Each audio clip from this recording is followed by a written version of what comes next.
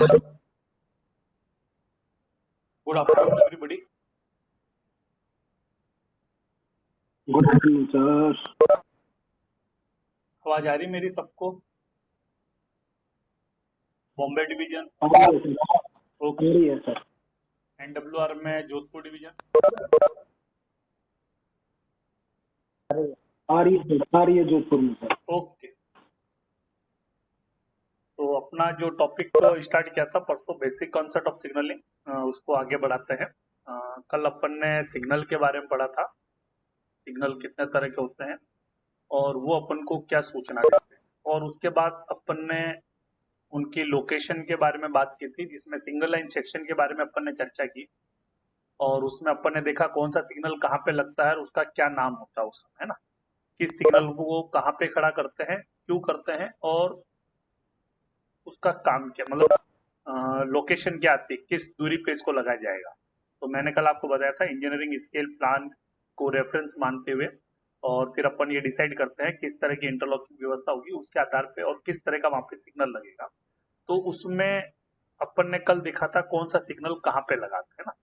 तो ये मैं भी आपको जो बता रहा हूँ, ये क्लास बी टाइप का एक स्टेशन होता है, उसके बारे में चर्चा कर रहे हैं। धीरे धीरे आगे जैसे अपन पढ़ते जाएंगे तो क्लास ए क्लास सी वहां पर थोड़ा अलग अलग होता है। बेसिक जो आइडिया रहेगा वो आपका क्लास बी स्टेशन को रेफरेंस मानते हुए ही यहाँ पर बताया जाएगा, ठीक है। तो कल अपन ने सिंगल लाइन सेक्शन के बारे में बात की और उसके अंदर अपन ने देखा कौन सा सिग्नल कहाँ पे लगता है, कितनी दूरी पे लगाया जाता है, मतलब उसकी लोकेशन क्या रहती है और उसका नाम क्या रहेगा। तो उसमें अपन ने देखा था डिस्टेंट सिग्नल था, फिर आपका होम सिग्नल था, फिर आपका स्टार्टर था, फिर अपन ने उसमें ये भी देखा कि उसको किस जगह पे लगाया जाता है, ठीक है। आज अपन डबल लाइन सेक्शन के बारे में बात करेंगे। डबल लाइन सेक्शन का मतलब ये हो गया कि दो ब्लॉक खंड स्टेशन के बीच में दो लाइनें हैं और उन दो लाइनों पर एक लाइन पर एक दिशा में और दूसरी लाइन पर विपरीत दिशा में एक साथ गाड़ियां आ जा सकती, इस तरह का जो सेक्शन होता है उसको अपन बोलते हैं डबल लाइन सेक्शन। अब यहाँ पर जो डबल लाइन सेक्शन का जो डायग्राम दे रखा है थोड़ा टिपिकल है। मैं पहले सिंपल लेआउट की बात कर लेता हूँ। जो ऊपर मैंने बना रखा है यहाँ पर ब्लू कलर की लाइनिंग में आपको दिख रहा होगा लेआउट जो दिख रहा है। तो इसमें आपकी ये आने वाली लाइन है स्टेशन, ये है मान लो कोई आपका एक ए स्टेशन है और उस स्टेशन पे ये ऊपर वाली जो लाइन है इसके ऊपर गाड़ी आ रही है और नीचे जो लाइन है उसके ऊपर गाड़ी जाएगी, जो जाने वाली लाइन है। अब यहाँ पर अप और डाउन का जो कॉन्सेप्ट होता है वो आपके हेडक्वार्टर से लिया जाता है, मतलब जिस रेलवे में आप काम कर रहे हो तो उसका हेडक्वार्टर यानी जोनल हेडक्वार्टर किधर, अगर उस तरफ गाड़ियां जा रही है तो उसको अपलाइन बोलते हैं और अगर जोनल हेडक्वार्टर से दूर जा रही है तो उसको अपन डाउन लाइन बोलते हैं, ठीक है। तो यहाँ पर अपन एरो से बताएंगे कि ये आने वाली लाइन है इस स्टेशन पे, ये जाने वाली लाइन। वैसे इसको अप और डाउन के संदर्भ में लेते हैं, ठीक है। तो यहाँ पर आपका एक सिंपल लेआउट है जिसमें दो लाइन है। तो ऊपर वाली लाइन में आप देख रहे होंगे एक लाइन है और एक आपकी लूप लाइन है और नीचे वाली भी एक लाइन है और उसके ऊपर भी एक लूप लाइन है। यहाँ पर कोई कॉमन लूप लाइन नहीं। तो ऊपर वाली लाइन में सिर्फ इस लूप लाइन में एक ही दिशा में और नीचे वाली इस लूप लाइन में सिर्फ इस दिशा में ही गाड़ी ली जा सकती है, दूसरी दिशा में यहाँ पर गाड़ी नहीं ले सकती। भैया म्यूट कर ले जिनके यहाँ पे भी जो लेट ज्वाइन किया है।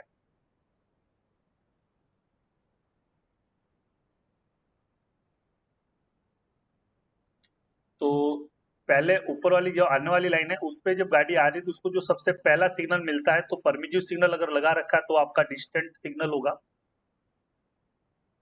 और अगर ये डिस्टेंट सिग्नल नहीं लगा है तो यहाँ पर एक बोर्ड लगेगा जिसको अपन साइटिंग बोर्ड बोलते हैं, पैसेंजर वार्निंग बोर्ड लगेगा। तो अगर ये सिग्नल नहीं है तो यहाँ पर एक बोर्ड लगेगा इस तरह का आयताकार बोर्ड, इस तरह से इसमें डायगोनल लाइनें बनी रहेगी ब्लैक और येलो, आगे बोर्ड आएगा उस पर अपन चर्चा करेंगे। तो इसको साइटिंग बोर्ड बोलते हैं या इसको पैसेंजर वार्निंग बोर्ड भी बोलते हैं, ठीक है। और इस सेक्शन में अगर गुड्स ट्रेन की स्पीड 72 kmph से ज्यादा है, यहाँ पर एक बाहर और बोर्ड लगा होता है, आयताकार बोर्ड इस तरह का रहेगा जिसमें दो येलो हॉरिजॉन्टल लाइन है और सेंटर में एक रिंग बनी रहती है, गोल सर्कल रहेगा येलो कलर का, इसको गुड्स वार्निंग बोर्ड बोलते हैं। और अगर इस सेक्शन में ए रूट है, अगर मान लो जो मैंने कल भी बताया था सिंगल लाइन सेक्शन में, तो ए रूट में डबल डिस्टेंस का प्रोविजन करना होता है, यानी ऐसा सेक्शन जहां पर ट्रेन की स्पीड 120 kmph से ज्यादा है, या फिर अपन बात करेंगे गुड्स ट्रेन के संदर्भ में अगर गुड्स ट्रेन की स्पीड 100 kmph से ज्यादा है तो आप पर डबल डिस्टेंस का प्रोविजन करता है। तो उस समय बाहर सबसे पहले जो डिस्टेंस आएगा ये आपका मेन डिस्टेंस कहलाएगा उस समय ये अंदर वाला जो डिस्टेंट आपने यहाँ लगाया इसको अपन इनर डिस्टेंट बोलते हैं। ठीक है, तो ये दो तरह के डिस्टेंट है, और जब मेन डिस्टेंट बाहर लगा है तो उस समय गुड्स वार्निंग बोर्ड लगाने की आवश्यकता नहीं है। सिंगल लाइन सेक्शन में जिस तरह का था वैसे ही है, खाली यहाँ लेआउट का थोड़ा सा चेंज हो गया। फिर गाड़ी जब आगे बढ़ती है तो उसको पहला स्टॉप सिग्नल जो मिलता है इसको यहाँ पर फर्स्ट स्टॉप सिग्नल बोलेंगे। और मल्टी एस्पेक्ट सिग्नल व्यवस्था में ये सिग्नल ये भी बताता है गाड़ी किस लाइन में जाएगी। ठीक है, तो यहाँ पर आपकी देखो एक मेन लाइन है और एक आपकी लूप लाइन, दो ही लाइन है इसमें। तो आपका जो स्टॉप सिग्नल है उसके ऊपर आपको एक ये रूट दे रखा है इस तरफ, यानी गाड़ी इस डायरेक्शन में जाएगी, और एक आपकी ये मेन लाइन है। ठीक है, तो ये आपका फर्स्ट स्टॉप सिग्नल है, और ये साथ में ये भी बताता है गाड़ी किस लाइन में जाएगी, इसलिए इसको होम सिग्नल भी कहते हैं। फिर गाड़ी आएगी और आपके यहाँ पर बर्थिंग ट्रैक पे खड़ी हो जाएगी, जहाँ पर आपका आगे स्टॉप सिग्नल लगा रहेगा, इसको स्टार्टर सिग्नल बोलते हैं। अगर लूप लाइन में लगा तो लूप लाइन का, मेन लाइन में लगा तो मेन लाइन का स्टार्टर सिग्नल कहलाएगा। अब यहाँ पर इस डायरेक्शन में कोई स्टार्टर नहीं लगा, क्योंकि यहाँ पर आप इस दिशा में कोई गाड़ी नहीं भेज सकते। अब यहाँ पर एक बोर्ड लगाया जाता है जिसको स्टॉप बोर्ड बोलते हैं, जो एक्चुअल में फॉलिंग मार्क क्लियर करके, यानी जब गाड़ी खड़ी होगी तो गार्ड को बताने के लिए कि इतना स्पेस खाली करके खड़ा होना है, तो वहां पर एक बोर्ड लगाया जाता है यहाँ पर, इसको यहाँ पर बोलते हैं स्टॉप बोर्ड। और आज की डेट में बॉम्बे या डिवीजन में एक्चुअल में स्टॉप बोर्ड में रात में विजिबिलिटी नहीं होती, तो इसकी जगह पर डमी संट का भी यूज करते हैं। डमी संट में क्या होता है, आपका एक संट सिग्नल लगा रहेगा जिसका ऑन एस्पेक्ट वहां पर जलता रहेगा। ठीक है, तो ये आपका एक बोर्ड लगेगा। ठीक है, और तो ये आपका स्टार्टर सिग्नल हो गया, ये आपका मेन लाइन स्टार्टर, मतलब यहाँ पर बर्थिंग ट्रैक पे गाड़ी खड़ी होगी और वहां पर जो स्टॉप सिग्नल लगा होगा, यानी स्टेशन पे वो स्टॉप सिग्नल जिस पे गाड़ी पहली बार स्टार्ट होती है उसको अपन स्टार्टर बोलते हैं। लूप लाइन में है तो लूप लाइन का, और मेन लाइन में लगा है तो मेन लाइन का स्टार्टर करते हैं। ठीक है, इसके बाद गाड़ी आगे जाती है तो ये आपका एक स्टॉप सिग्नल और लगा है, जो सभी आउटर कनेक्शन जो है बाहर लगा रहेगा, और ये आपके अगला जो ब्लॉक खंड स्टार्ट हो रहा है उसके एंट्री पॉइंट पे लगा होता है, यानी इस स्टेशन का ये अंतिम स्टॉप सिग्नल है, इसलिए इसको लास्ट स्टॉप सिग्नल भी कहते हैं। और ये स्टार्टर के एडवांस में लगा, इसलिए इसको एडवांस स्टार्टर भी कहते हैं।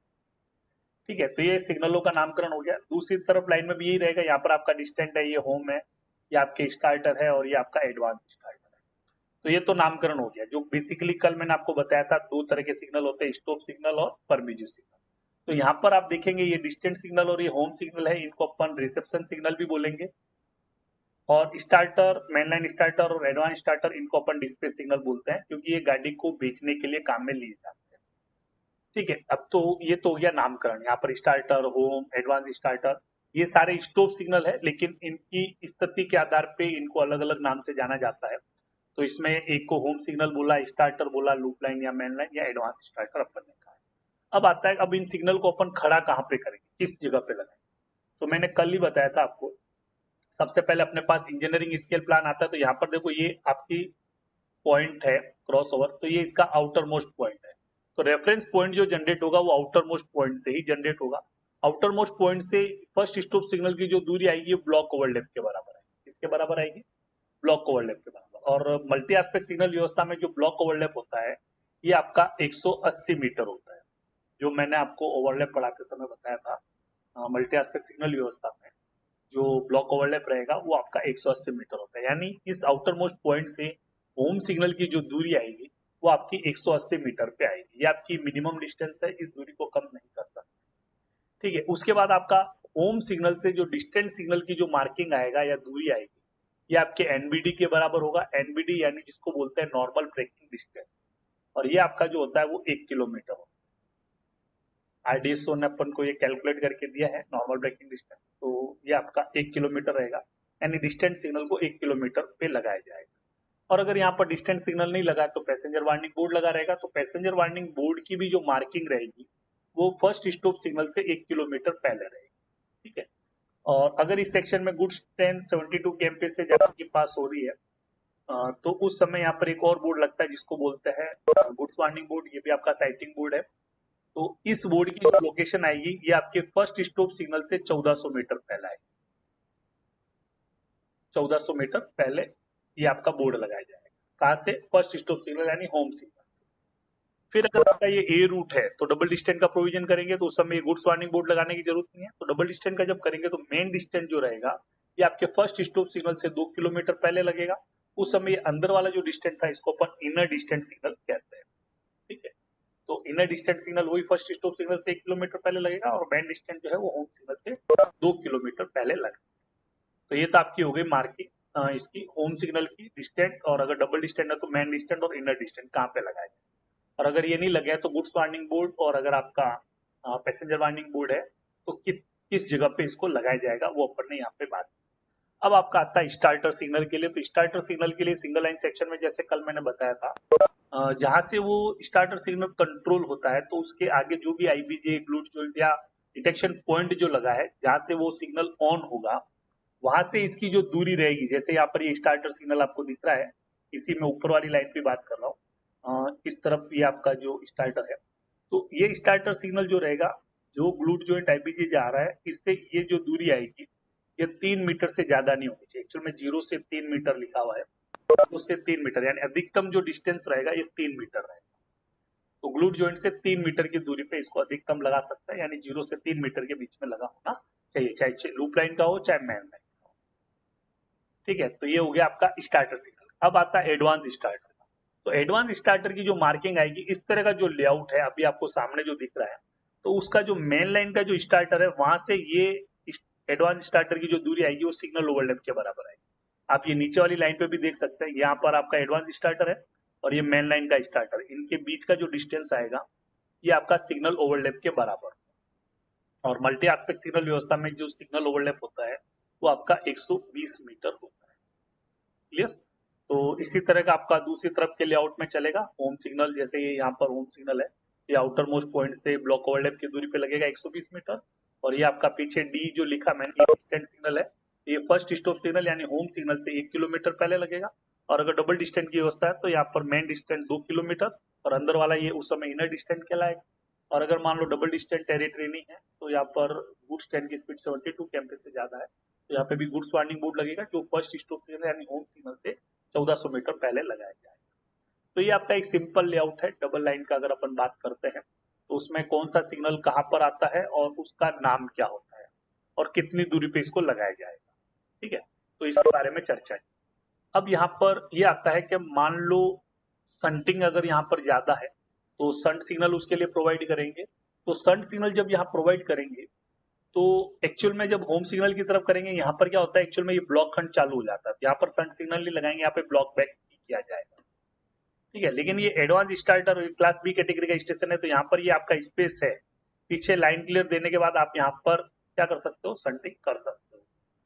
तो यहाँ पर ये जो स्पेस है तो एक संट सिग्नल लगाया जाएगा। तो आउटर मोस्ट पॉइंट जो है ये, यहाँ से ये जो संट सिग्नल आएगा इसकी दूरी आएगी 15 मीटर। जब आपने यहाँ संट सिग्नल लगा दिया है, अब आपका ये जो एडवांस स्टार्टर की जो मार्किंग जो पहले अपन ने क्या किया, डबल लाइन में कहां से ली थी, मेन लाइन स्टार्टर से ली।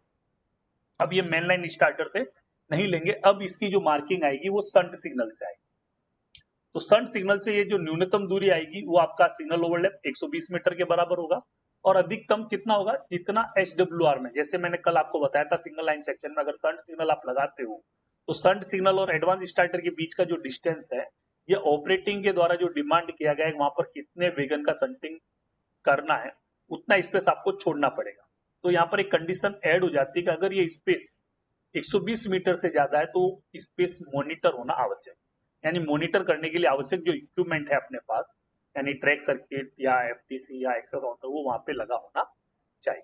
तो ये आपका यहाँ पर ऐड हो जाएगा, इसके अलावा इसमें कुछ। ठीक है, तो ये आपको एक मैंने सिंपल लेआउट में बताया था कौन सा सिग्नल कहाँ पे लगता है।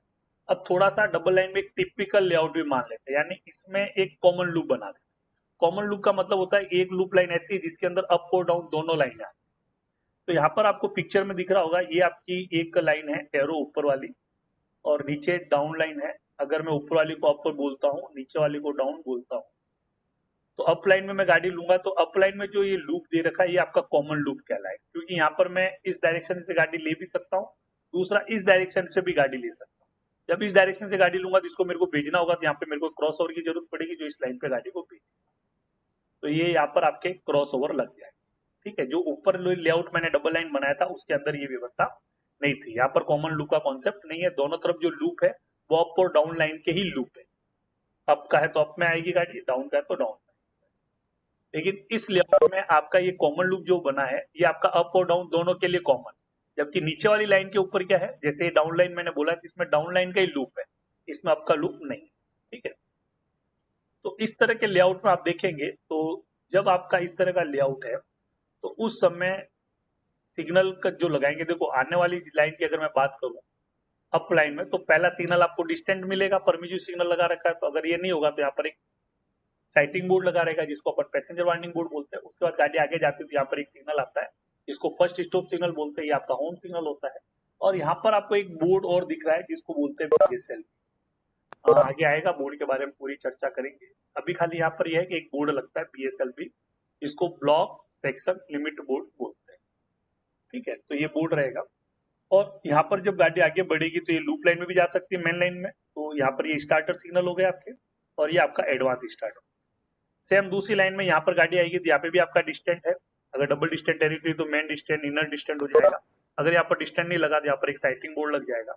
फिर आपका ये होम सिग्नल है, तो यहाँ पर देखो होम पे दोनों दे रखा है, दो लूप लाइन, एक आपका ऊपर की तरफ है, एक ये नीचे की तरफ है। यानी यहाँ पर जो डाउन में जो लूप लाइन है वो दो है, अप में लूप लाइन एक ही है, डाउन में दो है। एक आपकी ये वाली लूप हो गया, एक ऊपर वाला। तो यहाँ पे भी आपका एक स्टार्टर लगेगा जो गाड़ी को बेचने के लिए काम में आएगा, और एक स्टार्टर यहाँ लगेगा जो गाड़ी को बेचने के लिए काम में लिया। ठीक है, तो ये आपका लेआउट हो गया इस तरह का। अब यहाँ पर इस तरह का लेआउट जो रहेगा, इसमें जो मार्किंग करेंगे, तो देखो पहले वाले लेआउट में अपन ने क्या किया था, होम सिग्नल की जो मार्किंग ली थी आउटर मोस्ट पॉइंट से। यहाँ पर आपको पिक्चर में दिख रहा होगा आउटर मोस्ट पॉइंट। अब यहाँ पर आपकी जो होम सिग्नल की जो मार्किंग आएगी वो आउटर मोस्ट पॉइंट से ना करके इस BSLB बोर्ड से आएगी। ब्लॉक सेक्शन लिमिट जो बोर्ड जो है, इस बोर्ड से इस होम सिग्नल की जो दूरी आएगी वो आपका 180 मीटर रहेगा। जबकि पहले वाले में क्या था, ये क्रॉस ओवर नहीं था, तो अपना आउटर मोस्ट पॉइंट से। अब यहाँ पर आपका एक क्रॉस ओवर आ गया है, तो यहाँ पर एक बोर्ड लगता है BSLB। अब ये BSLB बोर्ड कब लगता है, तो BSLB बोर्ड की जो लगाने की जो कंडीशन है वो ये है कि डबल लाइन की व्यवस्था के अंदर जब गाड़ी रिसेप्शन सिग्नल यानी होम सिग्नल को पार करके आगे जाती है, तो या तो वहां पर कोई पॉइंट नहीं है, या तो वहां पर कोई पॉइंट नहीं है, या पहला पॉइंट ट्रेलिंग पड़ता। तो यहाँ पर आपको ये दिख रहा होगा, ये जो पॉइंट आ रहा है ये ट्रेलिंग पड़ रहा है, यानी गाड़ी जब इस पॉइंट को क्रॉस करेगी आगे इसको सिर्फ एक ही पाथ दिखाई देगा। मैंने आपको डेफिनेशन पढ़ाते समय बताया था, फेसिंग और ट्रेलिंग। पॉइंट किसको बोलते हैं, जब गाड़ी उस पॉइंट पर अप्रोच कर रही है तो उस समय ये लगता है अगर उस पॉइंट की पोजीशन घूमने पे वहां पे सामने दो पाथ हो सकता है, तो इस तरह का जो पॉइंट उस मूवमेंट के लिए क्या कहलाएगा, फेसिंग। और अगर गाड़ी उस पॉइंट पे पास हो रही है और सामने उसको एक ही पाथ दिखाई देता है, यानी उसके पाथ की पोजीशन चेंज नहीं की जा सकती है, उस समय वो पॉइंट उस मूवमेंट के लिए ट्रेलिंग पॉइंट कहलाता है। तो यहाँ पर आपका होम सिग्नल के बाद अगर पहला पॉइंट ट्रेलिंग पड़ता है तो उस स्थिति में यहाँ पर एक बोर्ड लगाया जाता है जिसको बोलते हैं ब्लॉक सेक्शन लिमिट बोर्ड। और ये ब्लॉक सेक्शन लिमिट बोर्ड जो है ये आपके FM मार्क पे लगेगा। FM मार्क के लिए कल मैंने बताया था दो रनिंग लाइन, आपकी ये भी रनिंग लाइन है, ये भी रनिंग लाइन है। दो रनिंग लाइनों के बीच का जो डिस्टेंस है, मानक जो डिस्टेंस दिया गया है SOD के अंदर, जहां से वो मानक डिस्टेंस कम होना स्टार्ट होता है वहां पर एक बोर्ड मार्कर लगाया जाता है जिसको फॉलिंग मार्क बोलते हैं। तो वो डिस्टेंस मैंने पहले बताया था 5.3 मीटर, अभी नए SOD के अनुसार 5300 mm आता है, मीटर में कन्वर्ट करोगे तो 5.3 मीटर रहता है। तो ये दूरी 5.3 मीटर से जहाँ चालू होती है कम होना, तो वहां पर एक मार्क लगाते हैं जिसको बोलते हैं फॉलिंग मार्क। तो ये BSLB बोर्ड जो है इस फॉलिंग मार्क के ऊपर लगाया जाएगा, और लगाते समय ये ध्यान देना कि इसको अंदर की तरफ नहीं लगाना, बाहर की तरफ लगाना। ठीक है, तो ये BSLB बोर्ड वहां पे लगाया जाता है। अब आपका ये जो होम सिग्नल का जो मार्किंग आएगा ये BSLB बोर्ड से आएगा। कितना होगा, ब्लॉक ओवरलैप के बराबर। और मल्टी एस्पेक्ट सिग्नल व्यवस्था में जो ब्लॉक ओवरलैप होता है वो आपका 180 मीटर होता है, बाकी तो सेम रहेगा। डिस्टेंस सिग्नल जो है नॉर्मल ब्रेकिंग डिस्टेंस के बराबर रहेगा। नॉर्मल ब्रेकिंग डिस्टेंस RDSO ने 1 किलोमीटर दे रखा है, तो होम सिग्नल से 1 किलोमीटर पहले लगाया जाए। और अगर यहाँ पर ये डिस्टेंस सिग्नल नहीं लगा तो यहाँ पर एक साइटिंग बोर्ड लगेगा जिसको पैसेंजर वार्निंग बोर्ड बोलते हैं, ये भी 1 किलोमीटर पहले लगेगा। और इस सेक्शन में अगर गुड्स ट्रेन की स्पीड 72 kmph से ज्यादा, तो यहाँ पे भी एक बोर्ड बाहर आएगा जिसको अपन गुड्स वार्निंग बोर्ड बोलेंगे। और ये goods warning board first stop signal से 1400 मीटर दूरी पे लगेगा। अगर ये A रूट है तो यहाँ पर आपका मेन डिस्टेंस बाहर आ जाएगा, तो वो डिस्टेंस आपका फर्स्ट स्टॉप सिग्नल से 2 किलोमीटर पहले लगेगा। उस समय ये अंदर जो डिस्टेंस लगा इसको इनर डिस्टेंस। तो जब डबल डिस्टेंस की टेरिटरी है तो गुड्स वार्निंग बोर्ड लगाने की जरूरत नहीं, और सिंगल डिस्टेंस है तो डिस्टेंस लगा है तो आपको पैसेंजर वार्निंग बोर्ड लगाने की जरूरत नहीं। तो आपका जो मेन डिस्टेंस है वो 2 किलोमीटर पहले लगेगा, और उस समय इनर डिस्टेंस जो है वो आपके होम सिग्नल से 1 किलोमीटर पहले लगेगा। तो ये आपका हो गया यहाँ पर लोकेशन। अब आपकी जो स्टार्टर के लिए है वो तो सेम रूल है, उसमें कोई चेंज नहीं है, जो आपको सिंगल लाइन में बताया था और अभी पहले बताया था। जहां से वो कंट्रोल होता है वहां से इसकी दूरी 3 मीटर से ज्यादा नहीं होना चाहिए। कंट्रोल यानी गाड़ी जब इसको सिग्नल को पार करती है, आगे जो भी आईबीजे ग्लूट जोट या डिटेक्शन पॉइंट जो आ रहा है, जहां से उसका एस्पेक्ट कंट्रोल होता है, यानी ऑफ से ऑन होता है, तो उस जगह से इसकी दूरी 3 मीटर से ज्यादा नहीं होना चाहिए। तो ये आपका स्टार्टर का आ गया। अब आता है एडवांस स्टार्टर। तो एडवांस स्टार्टर की जो दूरी लेंगे, तो यहाँ पर आप देखेंगे, ये देखो आउटर मोस्ट पॉइंट, पहले अपन ने क्या किया था, मेन लाइन स्टार्टर से लिया। अब यहाँ पर अपन इसको मेन लाइन स्टार्टर से नहीं लेंगे, इसको लेंगे अपन आउटर मोस्ट पॉइंट से। तो इस आउटर मोस्ट पॉइंट से ये दूरी लेंगे सिग्नल ओवरलैप के बराबर, तो ये आपका आएगा 120 मीटर। और इस तरफ आप देखेंगे तो यहाँ पर ये जो दूरी आएगी, ये आपका दो रनिंग लाइनों के बीच का जो फॉलिंग मार्क है, फॉलिंग मार्क से ये डिस्टेंस लेंगे, ये आपका आएगा सिग्नल ओवरलैप के बराबर, और ये आपका 120 मीटर रहेगा। ठीक है। और अगर इस सेक्शन में भी अगर संट सिग्नल लगा है, तो संट सिग्नल इसका आउटर मोस्ट पॉइंट से बाहर लगेगा, तो 15 मीटर की दूरी पे लगेगा। उस समय आपका जो एडवांस स्टार्टर की जो मार्किंग आएगी, वो संट सिग्नल से आ जाएगी। कितना होगा, मिनिमम 120, मैक्सिमम कितना, एक पूरी रेल गाड़ी की लंबाई के बराबर, यानी HWR में कितना ऑपरेटिंग ने स्पेस या वेगन का संटिंग मांगा, उतना स्पेस अपन को छोड़ना रहेगा। कंडीशन अपना यहाँ जुड़ जाएगा कि अगर वो डिस्टेंस संट सिग्नल से एडवांस स्टार्टर के बीच का जो डिस्टेंस है, अगर वो 120 मीटर से ज्यादा है, तो उसको मॉनिटर करना आवश्यक है, यानी वहां पर आवश्यक इक्विपमेंट जो है वो लगे होने चाहिए। तो ये आपका एक डबल लाइन सेक्शन का लेआउट था, जिसके अंदर अपन ने यहाँ पर बात की कौन सा सिग्नल कहाँ पे लगेगा, उसका नामकरण क्या रहेगा। यहां तक किसी को कोई दिक्कत है तो पूछ सकते हैं। समझ में आया?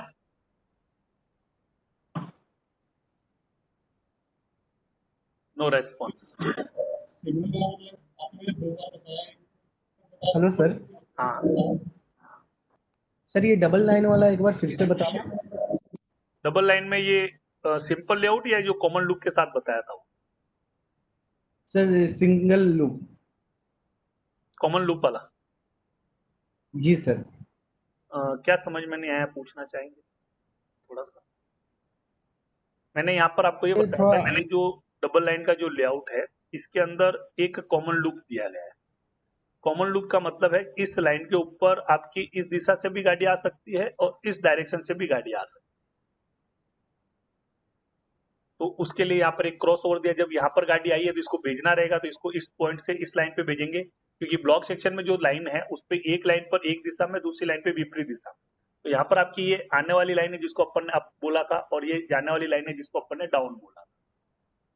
तो ये जो अप और डाउन दोनों आ रहा है, तो यहाँ पर देखो दो एरो लगा हुआ है, और इस लूप लाइन में सिंगल एरो लगा हुआ है, यानी यहाँ पर सिर्फ इस दिशा में ही गाड़ी आएगी, इस दिशा से यहाँ पर गाड़ी नहीं आएगी। यहाँ पर आपको लेआउट में दिख रहा भी होगा, यहाँ पर देखो पॉइंट की पोजीशन ही नहीं, मान लो अगर यहाँ से गाड़ी आ रही है आपकी और आपको इस दिशा में लेना है, तो यहाँ पे देखो पॉइंट भी नहीं, तो इस तरफ आएगी नहीं। तो ये वाला जो ऊपर वाला जो लूप है, इसको कॉमन लूप बोले, ये आपका खाली डाउन का लूप ही कहलाएगा। ऊपर वाला जो लूप है अप और डाउन दोनों के लिए, इसको बोलते हैं कॉमन लूप। तो इस तरह का जो लेआउट होता है, इसमें आप ये देखेंगे कि गाड़ी जब आप ये ले रहे थे, तो पहले वाले लेआउट में क्या था, होम सिग्नल की जो मार्किंग ली थी आउटर मोस्ट पॉइंट से। यहाँ पर अब आपका क्या है, होम सिग्नल के बाद क्या है, पहला पॉइंट ट्रेलिंग पड़ रहा है। तो ट्रेलिंग पड़ रहा है, तो उस कंडीशन में अपना एक एसएम में एक कंडीशन दिया गया है कि वहां पर आपका एक बीएसएलवी बोर्ड लगेगा, और होम सिग्नल की जो मार्किंग लेंगे वो बीएसएलवी बोर्ड से, और बीएसएलवी बोर्ड लगाएंगे कहां पर, फॉलिंग मार्क। और फॉलिंग मार्क मैंने बताया था, दो रनिंग लाइनों के बीच का जो डिस्टेंस है, मानक दूरी जो दी गई है एसओडी में, जहां से वो मानक दूरी कम होना स्टार्ट होती है, वहां पर एक मार्क लगाया जाता है जिसको बोलते हैं एफएम, फॉलिंग मार्क। तो यहाँ पर ये बोर्ड जो है वो फॉलिंग मार्क के ऊपर लगाना है। तो लगाते समय या तो एकदम एग्जैक्ट इसके ऊपर लगाओ, या थोड़ा बाहर की तरफ लगाओ, स्टेशन की तरफ नहीं होना चाहिए। उस समय आपका ये जो होम सिग्नल का जो डिस्टेंस आएगा, अब ये आपके बीएसएलवी बोर्ड से आएगा। कहां से आएगा, बीएसएलवी बोर्ड से। और ये दूरी जो रहेगी वो ब्लॉक ओवरलैप के बराबर रहेगी। और मल्टी एस्पेक्ट सिग्नल व्यवस्था में ब्लॉक ओवरलैप मैंने आपको बताया था 180 मीटर होता है।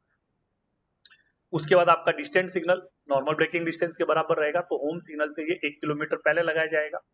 और अगर यहाँ पर डिस्टेंस सिग्नल नहीं लगा, तो यहाँ पर एक पैसेंजर वार्निंग बोर्ड लगेगा, साइटिंग बोर्ड, उसकी भी जो दूरी आएगी वो 1 किलोमीटर है। और अगर इस सेक्शन में गुड्स ट्रेन की स्पीड 72 kmph से ज्यादा है, तो यहाँ पर एक और बोर्ड लगता है जिसको बोलते हैं गुड्स वार्निंग बोर्ड। और गुड्स वार्निंग बोर्ड जो है वो फर्स्ट स्टॉप सिग्नल यानी होम सिग्नल से 1400 मीटर पहले लगाया जाए। और अगर यहाँ पर ए रूट है या इस सेक्शन में ट्रेन की स्पीड 120 kmph से ज्यादा है, तो यहाँ पर आपका एक और डिस्टेंट का प्रोविजन करेंगे, डबल डिस्टेंट टेरिटरी जिसको बोलते हैं। तो उस समय ये आपका बाहर वाला जो मेन डिस्टेंस कहलाएगा वो जो है आपके होम सिग्नल से 2 किलोमीटर पहले लगेगा और उसका जो नॉर्मल एस्पेक्ट जलेगा वो डबल येलो और अंदर वाला उस समय ये इनर डिस्टेंस कहलाएगा और ये इनर डिस्टेंस होम सिग्नल से 1 किलोमीटर पहले लगेगा। ठीक है, तो ये आपका हो गया 1 किलोमीटर 2 किलोमीटर। और जब डबल डिस्टेंस की व्यवस्था कर रखी है तो गुड्स वार्निंग बोर्ड लगाने की जरूरत है। स्टार्टर सिग्नल की मार्किंग मैंने आपको बताया था कि जिस जगह पे स्टार्टर सिग्नल आप लगा रहे हो तो गाड़ी जब उसको पार करके जाती है तो उसके आगे एक आईबीजे या ग्लूड जॉइंट होता है जहां से वो सिग्नल ऑन होता है। तो आईबीजे ग्लूड जॉइंट या डिटेक्शन पॉइंट यानी एक्सेल काउंटर की कोई कोईल लगी है, वहां से इसकी जो दूरी है वो 0 से 3 मीटर होनी चाहिए, यानी अधिकतम 3 मीटर होना चाहिए। 3 मीटर से ज्यादा वो दूरी नहीं होनी चाहिए। अब आपका आता है एडवांस स्टार्टर। तो एडवांस स्टार्टर के लिए मैंने बताया था ऊपर वाली लाइन के अंदर यहाँ पर एक फॉलिंग मार्क रहेगा। फॉलिंग मार्क से ये जो दूरी आएगी ये आपकी सिग्नल ओवरलैप के बराबर आएगी इस एडवांस स्टार्टर की। और नीचे जो डाउन लाइन पे जो एडवांस स्टार्टर है इसकी जो मार्किंग लेंगे ये आउटर मोस्ट पॉइंट से लेंगे। आउटर मोस्ट पॉइंट से ये सिग्नल ओवरलैप के बराबर रहेगा 120 मीटर के बराबर मिनिमम। अब यहाँ पर मैंने बताया था अगर संटिंग जाता है तो संट सिग्नल का प्रोविजन करेंगे। तो संट सिग्नल जो लगेगा वो बाहरी कनेक्शन जो आउटर मोस्ट पॉइंट है उसके बाहर लगेगा तो उसकी जो दूरी आएगी वो 15 मीटर आएगी। तो जब वो 15 मीटर दूरी पर अपन संट सिग्नल लगा रहे हैं उस समय एडवांस स्टार्टर की जो मार्किंग आएगी वो संट सिग्नल से आएगी। संट सिग्नल से एडवांस स्टार्टर का जो न्यूनतम डिस्टेंस होता है वो 120 मीटर यानी एसओ के बराबर रहेगा सिग्नल ओवरलैप। और अधिकतम कितना रहेगा एचडब्ल्यूआर में ऑपरेटिंग ने वहां पर कितने वेगन का संटिंग मांगा है तो अधिकतम दूरी होगी वो एक रेलगाड़ी की लंबाई के बराबर हो सकती है। अब यहाँ पर एक कंडीशन और जुड़ जाती है, जब संट सिग्नल से एडवांस स्टार्टर के बीच का जो डिस्टेंस है अगर वो 120 मीटर से ज्यादा है तो वो पोर्शन मॉनिटर होना आवश्यक। सेम आपका यहाँ पर रहेगा एडवांस स्टार्टर दे दिया और ये स्टार्टर के लिए जहां से वो कंट्रोल होता है तो वहां से दूरी 3 मीटर। अब आपका ये 2 होम सिग्नल है तो होम सिग्नल के लिए आउटर मोस्ट पॉइंट ये है तो आउटर मोस्ट पॉइंट से इस सिग्नल की जो दूरी है वो ब्लॉक ओवरलैप के बराबर आ जाएगी। और होम सिग्नल से डिस्टेंस जो है वो आपका एनबीटी के बराबर हो जाएगा 1 किलोमीटर। और अगर ये नहीं लगा तो यहाँ पर पैसेंजर वार्निंग बोर्ड लग जाएगा। और अगर गुड्स ट्रेन है तो यहाँ पर एक बाहर और बोर्ड लगेगा जिसको गुड्स वार्निंग बोर्ड बोलेंगे। अगर ए रूट है तो बाहर की तरफ एक मेन डिस्टेंस और लगेगा, उस समय इनर डिस्टेंस कहलाएगा वो मेन डिस्टेंस कहलाएगा। तो यहाँ पे आपकी जो मेन डिस्टेंस की जो दूरी है वो आपकी होम सिग्नल से 2 किलोमीटर हो जाएगी, अंदर डिस्टेंस की 1 किलोमीटर हो जाएगी। ठीक है, क्लियर हुआ? हेलो, हाँ सर क्लियर हो गया, थैंक यू सर। ओके भैया। हेलो किसी सर। को कुछ पूछना है और किसी को कुछ पूछना है?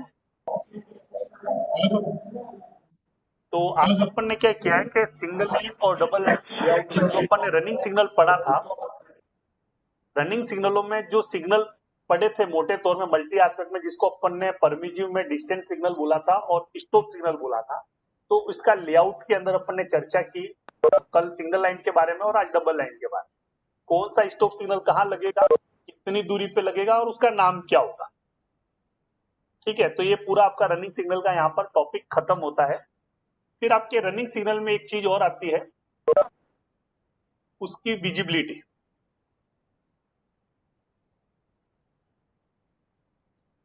रनिंग सिग्नलों की जो है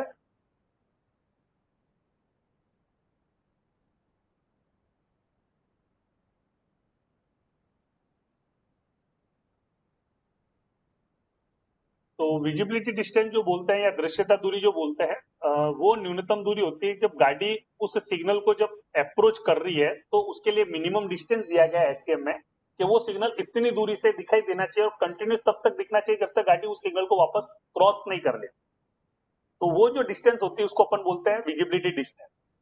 तो ये विजिबिलिटी डिस्टेंस जो है अपने एससीएम के अंदर एससीएम जो सिग्नल इंजीनियरिंग मैनुअल है जिसको अपन एसएनटी का नियमावली बोलते हैं, इसके अंदर पूरी सिग्नलों की जो नियम बनाए गए हैं कि कौन सी व्यवस्था के तहत सिग्नल कैसे लगेंगे और किस तरह से वो काम करेंगे, तो उसके अंदर आपकी ये विजिबिलिटी डिस्टेंस दी गई है। तो ये विजिबिलिटी डिस्टेंस जो है ये आपकी सिग्नलिंग व्यवस्था पे डिपेंड करती है। एक आपकी होती है टू एस्पेक्ट, एक होता है आपका मल्टी एस्पेक्ट। तो अभी सब जगह मल्टी एस्पेक्ट लगा है तो अपन मल्टी एस्पेक्ट की बात करते हैं। तो मल्टी एस्पेक्ट में जो आपका मेन सिग्नल होता है डिस्टेंस, उसकी जो विजिबिलिटी डिस्टेंस रहेगी 400 मीटर रहेगी। यहाँ पर डिस्टेंस सिग्नल की मैं बात करूं तो ये सीमाफोर का भले ही आर्म टाइप का हो, और आर्म में दिन में तो आर्म रहेगी और रात में क्या रहेगा उसका लैंप जो लाइट जलती उसके लिए। और अगर कलर लाइट सिग्नल व्यवस्था है तो वहां पर आपकी क्या लगी रहेगी, या तो बल्ब लगे रहेंगे या एलईडी लगी रहेगी। तो उस सिग्नल की बात करेंगे तो डिस्टेंट सिग्नल की जो विजिबिलिटी रहेगी मल्टी एस्पेक्ट सिग्नल व्यवस्था वो 400 मीटर है, यानी मिनिमम 400 मीटर की दूरी से वो दिखाई देने चाहिए। और स्टॉप सिग्नल जितने भी है मल्टी एस्पेक्ट सिग्नल व्यवस्था में उनकी जो विजिबिलिटी डिस्टेंस है वो 200 मीटर है। चाहे आपका होम हो, चाहे स्टार्टर हो, मेन लाइन का हो, लूप लाइन का हो, चाहे इंटरमीडिएट स्टार्टर हो, चाहे एडवांस स्टार्टर हो, जितने भी सिग्नल हैं उन सबकी जो विजिबिलिटी डिस्टेंस है, मतलब सभी स्टॉप सिग्नल जो भी है मल्टी एस्पेक्ट सिग्नल व्यवस्था में लगते हैं। अगर मल्टी एस्पेक्ट सिग्नल व्यवस्था में अगर आपका गेट का स्टॉप सिग्नल भी आ रहा है तो गेट के स्टॉप सिग्नल की विजिबिलिटी, आईबीएस लगा है तो इंटरमीडिएट ब्लॉक सिग्नल व्यवस्था में आईबीएस की विजिबिलिटी, प्लस आपके जितने भी starter, intermediate starter, home, inner home, जिस नाम से भी आते हैं स्टॉप सिग्नल, इन सबका जो विजिबिलिटी डिस्टेंस रहेगा वो 200 मीटर रहेगा। और डिस्टेंट सिग्नल जो है उसका आपका 400 मीटर रहेगा। इसके अलावा जहां पर डबल डिस्टेंट की व्यवस्था है तो उस समय आपका अंदर की तरफ एक डिस्टेंट लगा है जिसको अपन बोलते हैं इनर डिस्टेंट। तो इनर डिस्टेंट की विजिबिलिटी आपकी 200 मीटर है।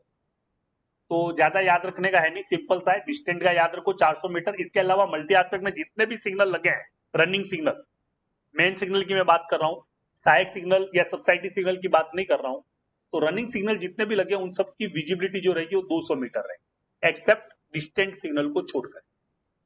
और अगर मान लो किसी वजह से वो दूरी मेंटेन नहीं कर पाते, यानी कोई गोलाई आ गई या किसी वजह से, तो उसके लिए या तो उसका रिपीटर सिग्नल लगाना है या कोएक्टिंग सिग्नल का प्रोविजन करना है अगर मैकेनिकल सिग्नल व्यवस्था है तो।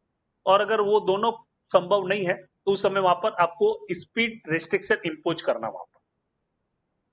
अगर मान लो विजिबिलिटी डिस्टेंस वहां पर वो अचीव्ड नहीं हो पा रही है, 200 मीटर, 400 मीटर जो भी दिया गया है, तो उसका अल्टरनेट है या तो उसका रिपीटर सिग्नल प्रोवाइड करो, मैकेनिकल है तो कोएक्टिंग सिग्नल प्रोवाइड करो। और अगर वो दोनों संभव नहीं है तो उस समय वहां पर अपन क्या करेंगे, स्पीड रेस्ट्रिक्शन वहां पे इंपोज करें। ठीक है, तो ये आपका मल्टी एस्पेक्ट सिग्नल व्यवस्था में हो गया सिग्नलों की विजिबिलिटी डिस्टेंस। अब आपकी टू एस्पेक्ट सिग्नल व्यवस्था में भी विजिबिलिटी डिस्टेंस दिया गया है। तो अब यहाँ पर मैंने आपको नाम नहीं बताया, थोड़ा सा नाम बता दूं आपको तो थोड़ा सा क्लियर होगा। टू एस्पेक्ट सिग्नल व्यवस्था में क्या होता था एक्चुअल में, आपका जो होम सिग्नल होता था, एक्चुअल में क्या, देखो सिंपल सा कॉन्सेप्ट है। इनिशियल में जब सिग्नलिंग व्यवस्था आई थी तो उस समय देखो पहले तो गाड़ियां कम थी, एक ही लाइन, जैसे आप लोगों ने देखा होगा, जैसे पहले छोटी छोटी फाइनेंस होते थे वो अपने अपने इलाके में अपनी अपनी लाइनें बिछा देते थे, तो उसमें सिग्नलिंग का कोई रोल नहीं था, एक ही लाइन होती थी, गाड़ी जाती थी और आती।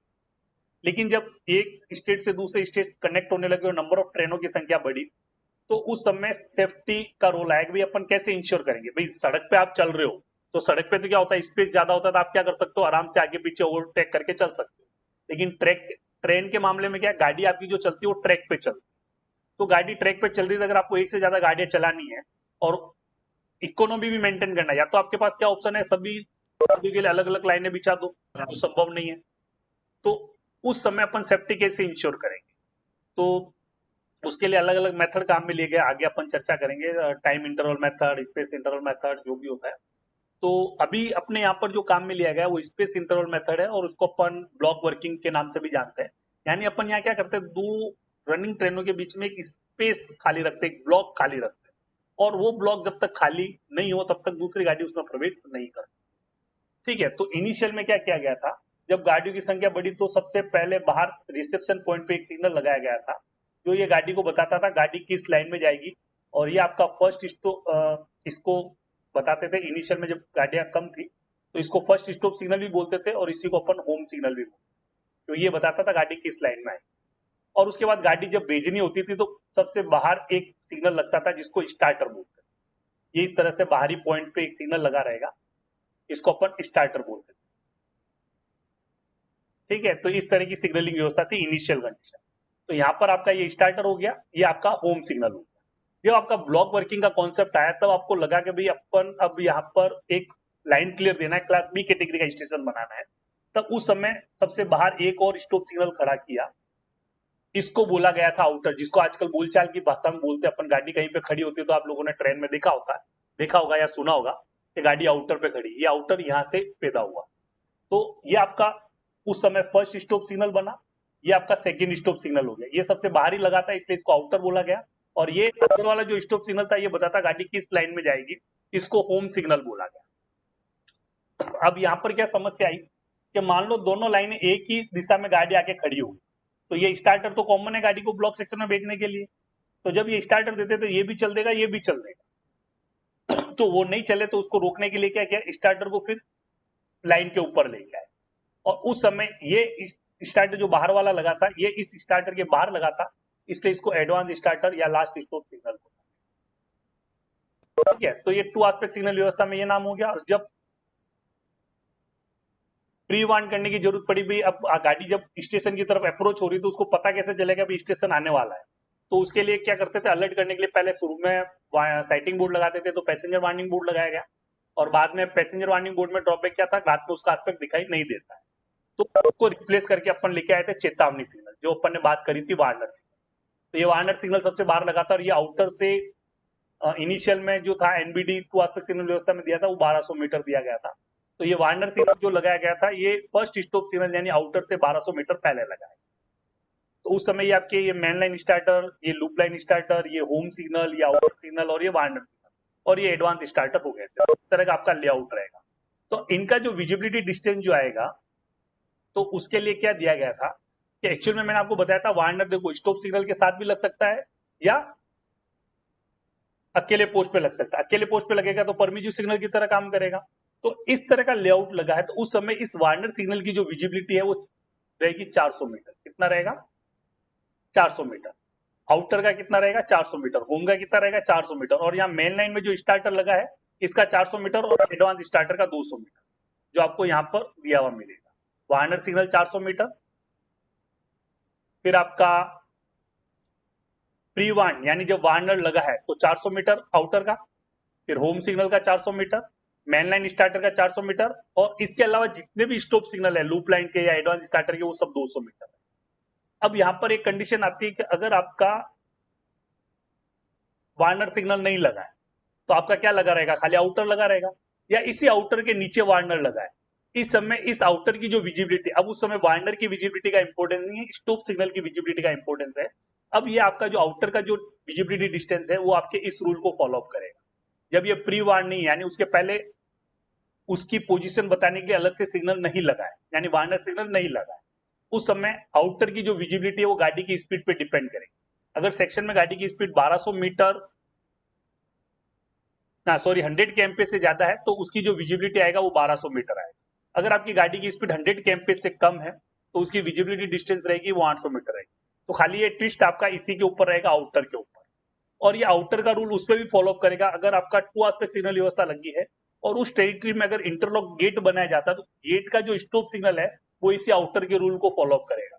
अगर गेट के स्टॉप सिग्नल से पहले वार्नर सिग्नल नहीं लगा रखा है उस समय गेट का स्टॉप सिग्नल भी यही रूल फॉलो अप करेगा।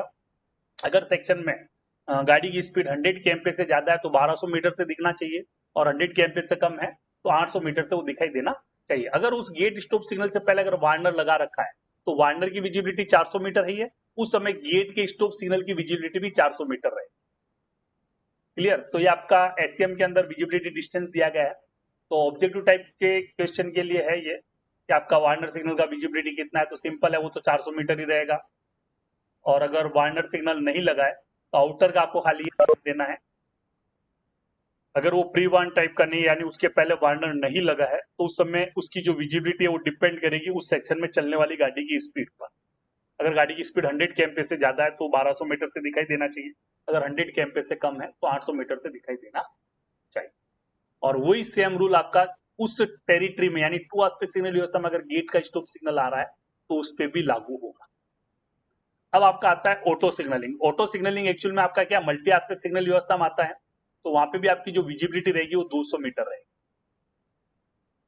क्लियर? तो ये आपका विजिबिलिटी डिस्टेंस रनिंग सिग्नलों के बारे में अपन ने चर्चा की।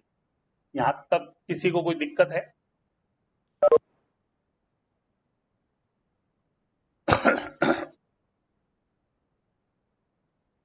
ठीक है, तो रनिंग सिग्नल अपना यहां पर खत्म होता है। अपना नेक्स्ट टॉपिक स्टार्ट करते हैं। अगर आप एक काम करो, नया टॉपिक स्टार्ट करने से पहले आप लोग 5 मिनट का ब्रेक कर लो, उसके बाद अपन सबसाइडी सिग्नल स्टार्ट करेंगे, सहायक सिग्नल जिसको बोलते हैं। ठीक है, तो 5 मिनट का आप लोग ब्रेक ले लीजिए, उसके बाद अपना अगला टॉपिक स्टार्ट करते हैं।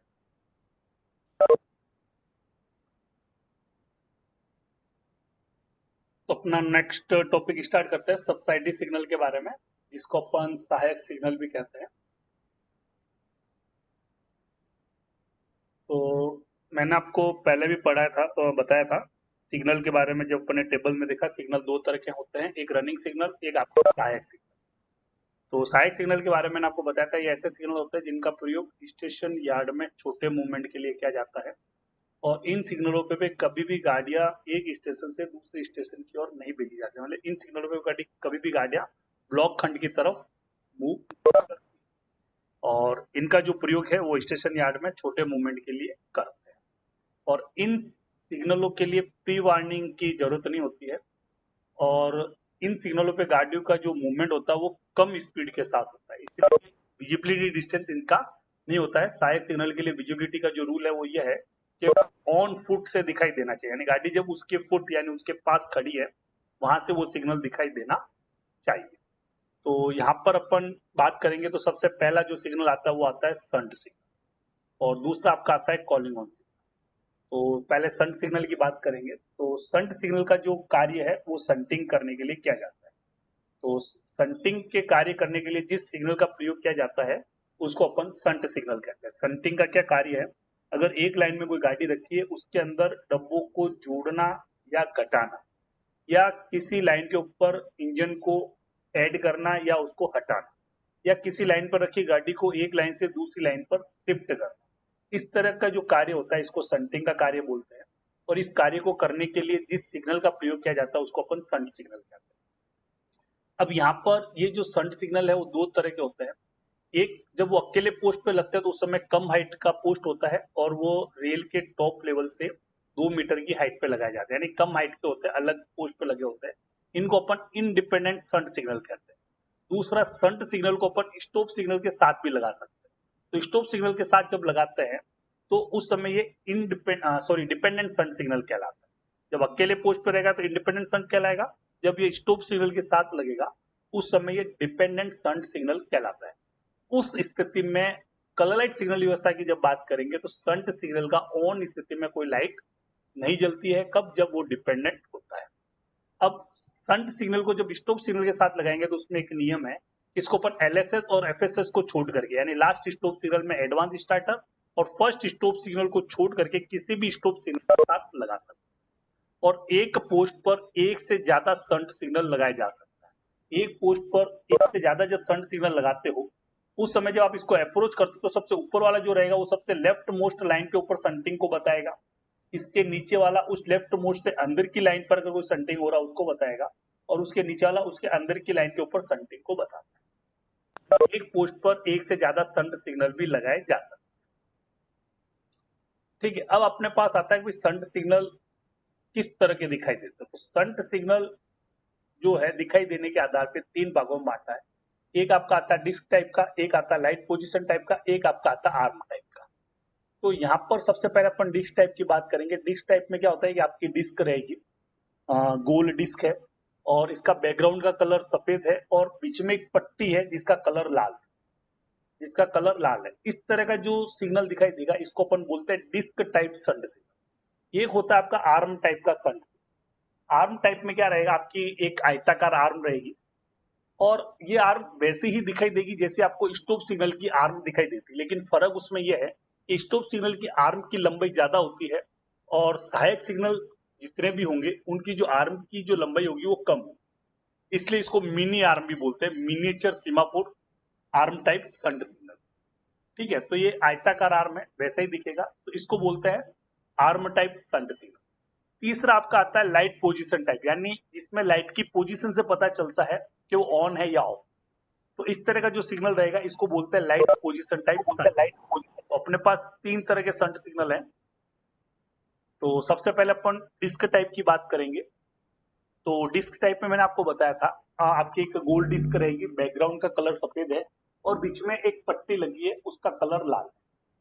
तो दिन में जब ये पट्टी क्षैतिज अवस्था में है, जमीन के समानांतर स्थिति में है, तो ये इसका ऑन एस्पेक्ट कहलाता है, यानी वहां पर संटिंग का परमिशन नहीं।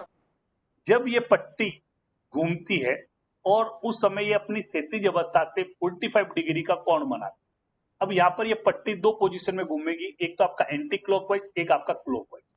सबसे पहले अपन एंटी क्लॉकवाइज की बात करेंगे। जब ये एंटी क्लॉकवाइज घूमती है उस समय ये 45 डिग्री का कोण बनाती है, ये इसका ऑफ एस्पेक्ट कहलाता है। और ये जो संट सिग्नल है ये आपका लोअर क्वाड्रेंट का संट सिग्नल कहलाएगा, यानी टू एस्पेक्ट सिग्नल व्यवस्था का संट सिग्नल कहलाएगा। ठीक है, तो जब ये पट्टी क्षैतिज अवस्था में तो इसका ऑन एस्पेक्ट है, और जब ये पट्टी क्षैतिज अवस्था से एंटी क्लॉकवाइज दिशा में 45 डिग्री का कोण बना रही है तो ये इसका ऑफ एस्पेक्ट कहलाता है, यानी वहां पर संटिंग का परमिशन है, गाड़ी को कॉशियसली सिग्नल को पार करके जाना है। ठीक है, तो ये हो गया डी एस्पेक्ट। नाइट के अंदर क्या रहेगा, एक्चुअल में इसमें भी क्या रहेगा, एक राउंडल्स लगे रहते हैं, तो पीछे आपकी एक फिक्स्ड लोकेशन फ्रेम के ऊपर एक फिक्स लाइट लगी रहेगी। इनिशियल में मैनुअली उस लाइट को जलाया जाता था, लैंप लगाते थे, और बाद में यहाँ पे भी लैंप और एलईडी का प्रोविजन किया गया था इलेक्ट्रिकल व्यवस्था होने के बाद। तो यहाँ पर राउंडल्स जो है कलर्ड ग्लास लगे रहेंगे। तो जब ये ऑन स्थिति में है तो उस समय ये लाल कलर का ग्लास उस लाइट के सामने रहेगा, और रात्रि में ये लाल कलर की लाइट दिखाई देगी, जो ये बताता है ये संट सिग्नल ऑन स्थिति में है, संटिंग का परमिशन नहीं।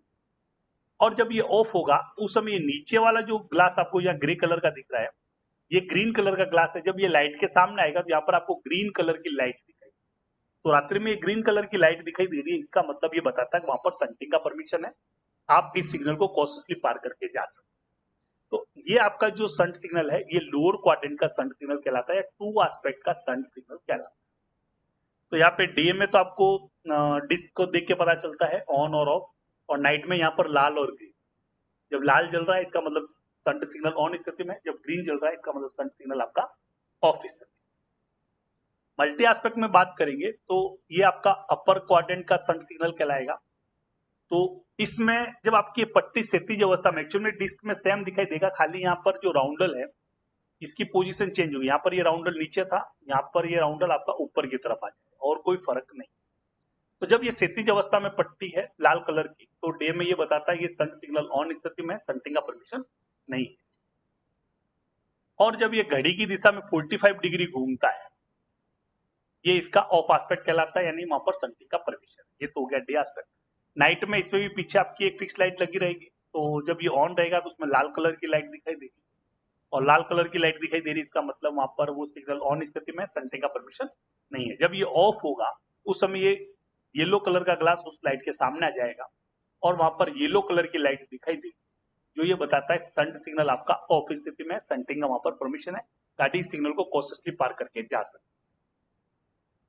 ठीक है, तो ये आपका जो संट सिग्नल है इसको बोलते हैं डिस्क टाइप संट सिग्नल। तो एक आपका लोअर क्वाड्रेंट का था, एक आपका अपर क्वाड्रेंट का। फर्क क्या है, ऑन स्थिति में दोनों एक जैसे, एक्चुअली में विजुअली जब आप देखोगे ऑन स्थिति में दोनों एक जैसे ही दिखाई दे, खाली ऑफ होने पे इसमें लाल कलर की पट्टी की पोजीशन चेंज होती है, और उससे पता चलता है ये टू एस्पेक्ट का है या मल्टी एस्पेक्ट का है। ठीक है, तो टू एस्पेक्ट का रहेगा तो ये एंटी क्लॉकवाइज 45 डिग्री, यानी पट्टी इस तरह से घूमेगी आपकी, और उस समय रात्रि में ग्रीन कलर की लाइट दिखाई देगा। और मल्टी एस्पेक्ट का रहेगा यानी अपर क्वाड्रेंट का, उस समय आपकी एक क्लॉकवाइज घड़ी की दिशा में घूमेगी, और रात्रि में यहाँ पर येलो कलर की लाइट दिखाई। ठीक है, तो ये आपका हो गया डिस्क टाइप का संट सिग्नल, किस तरह का दिखाई देता है और क्या आपको सूचना देता है। फिर अपन बात करेंगे आर्म टाइप। आर्म टाइप की बात करेंगे तो अभी मैंने बताया था ये मिनी आर्म रहेगी। आर्म जो है वैसी ही दिखाई देगी जैसे आपकी स्टॉप सिग्नल की आर्म, जो अपन ने पहले चर्चा की थी, उसमें आपने देखा था आयताकार आर्म है, और आर्म का जो किनारा वैसे इसमें पट्टी रहेगी।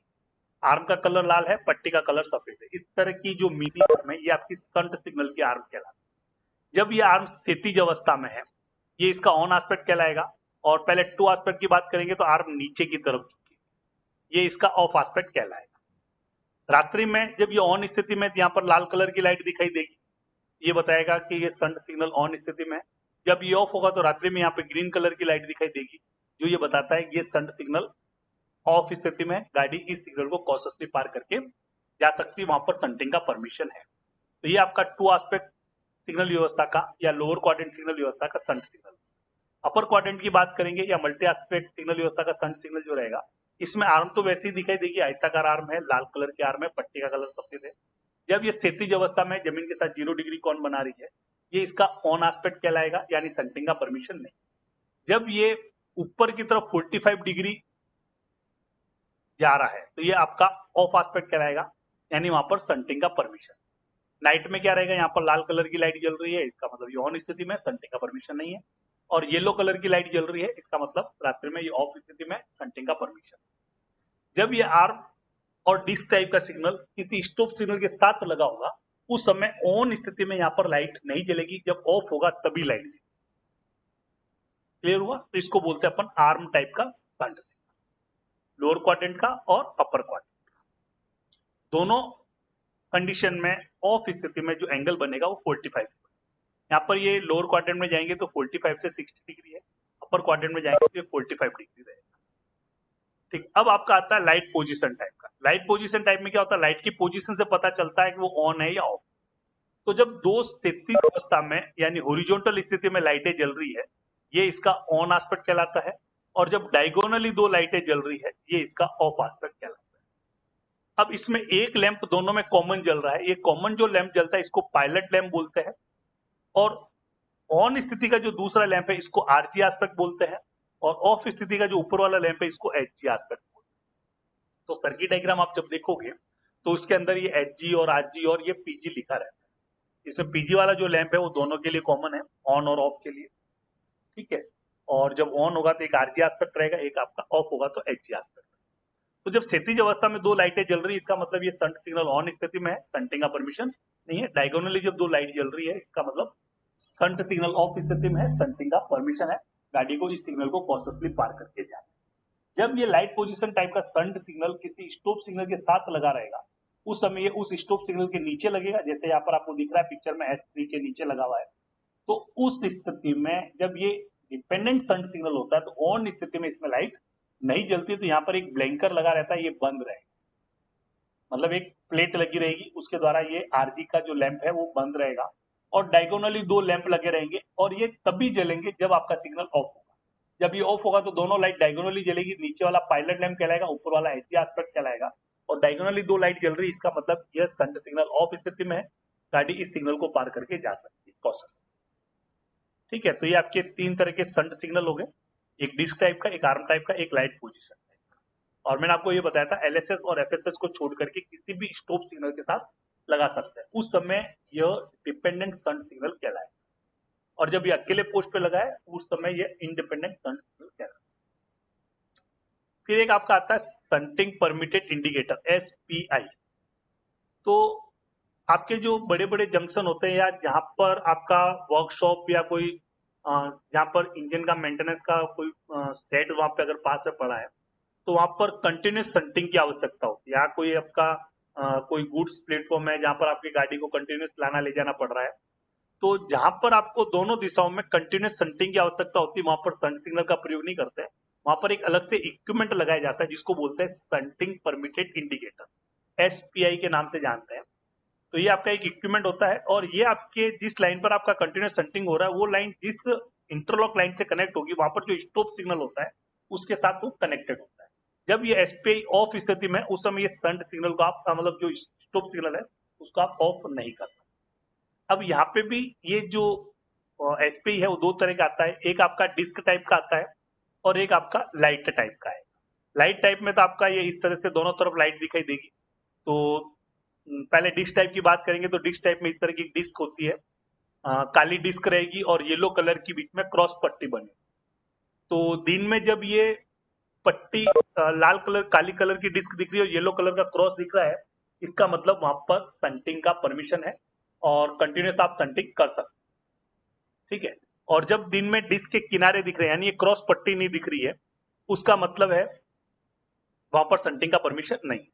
रात्रि में क्या रहेगा, यहाँ पर येलो कलर की क्रॉस लाइट दिख रही है, इसका मतलब संटिंग का परमिशन है। रात्रि में येलो कलर की क्रॉस लाइट नहीं दिख रही है, इसका मतलब वहां पर संटिंग का परमिशन नहीं। लाइट टाइप में क्या रहेगा, दोनों तरफ ये आपको जो पिक्चर में दिख रहा है इस तरह की एक लाइट रहेगी कॉमन, जो दोनों दिशाओं में दिखाई देगी। तो दिन में जब ये क्रॉस पट्टी, दिन हो या रात, जब ये क्रॉस लाइट येलो कलर की दिखाई दे रही है, इसका मतलब वहां पर संटिंग का परमिशन है। और जब ये लाइट जलती हुई नहीं दिखाई दे रही, इसका मतलब वहां पर संटिंग का परमिशन नहीं। तो ये आपका हो गया एसपीआई, इसको संट परमिट इंडिकेटर बोलते हैं। फुल फॉर्म एग्जाम में पूछा जाता है, तो इसका आप थोड़ा सा फुल फॉर्म याद कर लें। एक्चुअल में फील्ड में जाओगे तो ये एक्चुअल में क्रॉस में नहीं होगा, कहीं पे इस तरह का रहेगा और कहीं कहीं पे सिंगल लैंप पे लगा रहेगा। लेकिन अपने बुक्स में क्रॉस दे रखा है, तो इस तरह का होना चाहिए। फिर आपका नेक्स्ट आता है कॉलिंग ऑन सिग्नल। तो कॉलिंग ऑन सिग्नल का जो प्रयोग है वो वहां पर करता है रुकावट वाली लाइन यानी ऑब्स्ट्रक्टेड लाइन, यानी पहले से अगर किसी लाइन के ऊपर गाड़ी खड़ी है और उस लाइन के ऊपर आपको गाड़ी लेना है तो उसके लिए जिस सिग्नल का प्रयोग करते हैं उसको अपन बोलते हैं कॉलिंग ऑन। तो यह भी आपका एक सहायक सिग्नल है। और ऑब्स्ट्रक्टेड लाइन के ऊपर अगर गाड़ी लेना है तो उसके लिए जिस सिग्नल का प्रयोग करते हैं उसको अपन कॉलिंग ऑन सिग्नल कहते हैं। कॉलिंग ऑन सिग्नल को एलएसएस को छोड़ करके किसी भी स्टॉप सिग्नल के साथ लगा सकते हैं। एलएसएस को छोड़ करके किसी भी स्टॉप सिग्नल के साथ लगा सकते हैं। और रिसेप्शन सिग्नल पे लगाते हैं तो उसके लिए सीआरएस की परमिशन की जरूरत नहीं है, लेकिन स्पेस सिग्नल पे जब लगाते हैं तो सीआरएस से अप्रूवल लेना जरूरी है। अब ये आपका जो कॉलिंग ऑन सिग्नल है जिस पोस्ट पे लगाया जाएगा ये हमेशा स्टॉप सिग्नल के साथ लगेगा, कभी अकेले पोस्ट पे नहीं लगेगा। और स्टॉप सिग्नल के साथ लगेगा उस समय ये हमेशा स्टॉप सिग्नल के नीचे लगेगा। ठीक है, तो और इस कॉलिंग ऑन सिग्नल को कंट्रोल करने के लिए उसका एक ट्रैक होता है जिसको कॉलिंग ऑन ट्रैक बोलते हैं। और जब आप कॉलिंग ऑन सिग्नल को ऑफ करते हो तो उसके पहले कंडीशन है कि गाड़ी उस कॉलिंग ऑन ट्रैक पे डेड स्टॉप खड़ी होनी चाहिए, उसके बाद ही आपका ये सिग्नल ऑफ होगा, नहीं तो नहीं। और उसके बाद जब गाड़ी इसको पार करके जाएगी जब तक ये ट्रैक आपका ड्रॉप है तब तक ये सिग्नल जलता रहेगा। जैसे दूसरे सिग्नल में क्या होता है, गाड़ी जैसे ही क्रॉस करती है उस सिग्नल को तो वो सिग्नल क्या हो जाता है, ऑन। यहाँ पर ये कंटिन्यूस सिग्नल ऑफ बना रहेगा कब तक, जब तक ये आपका ट्रैक वापस पिकअप नहीं हो जाता।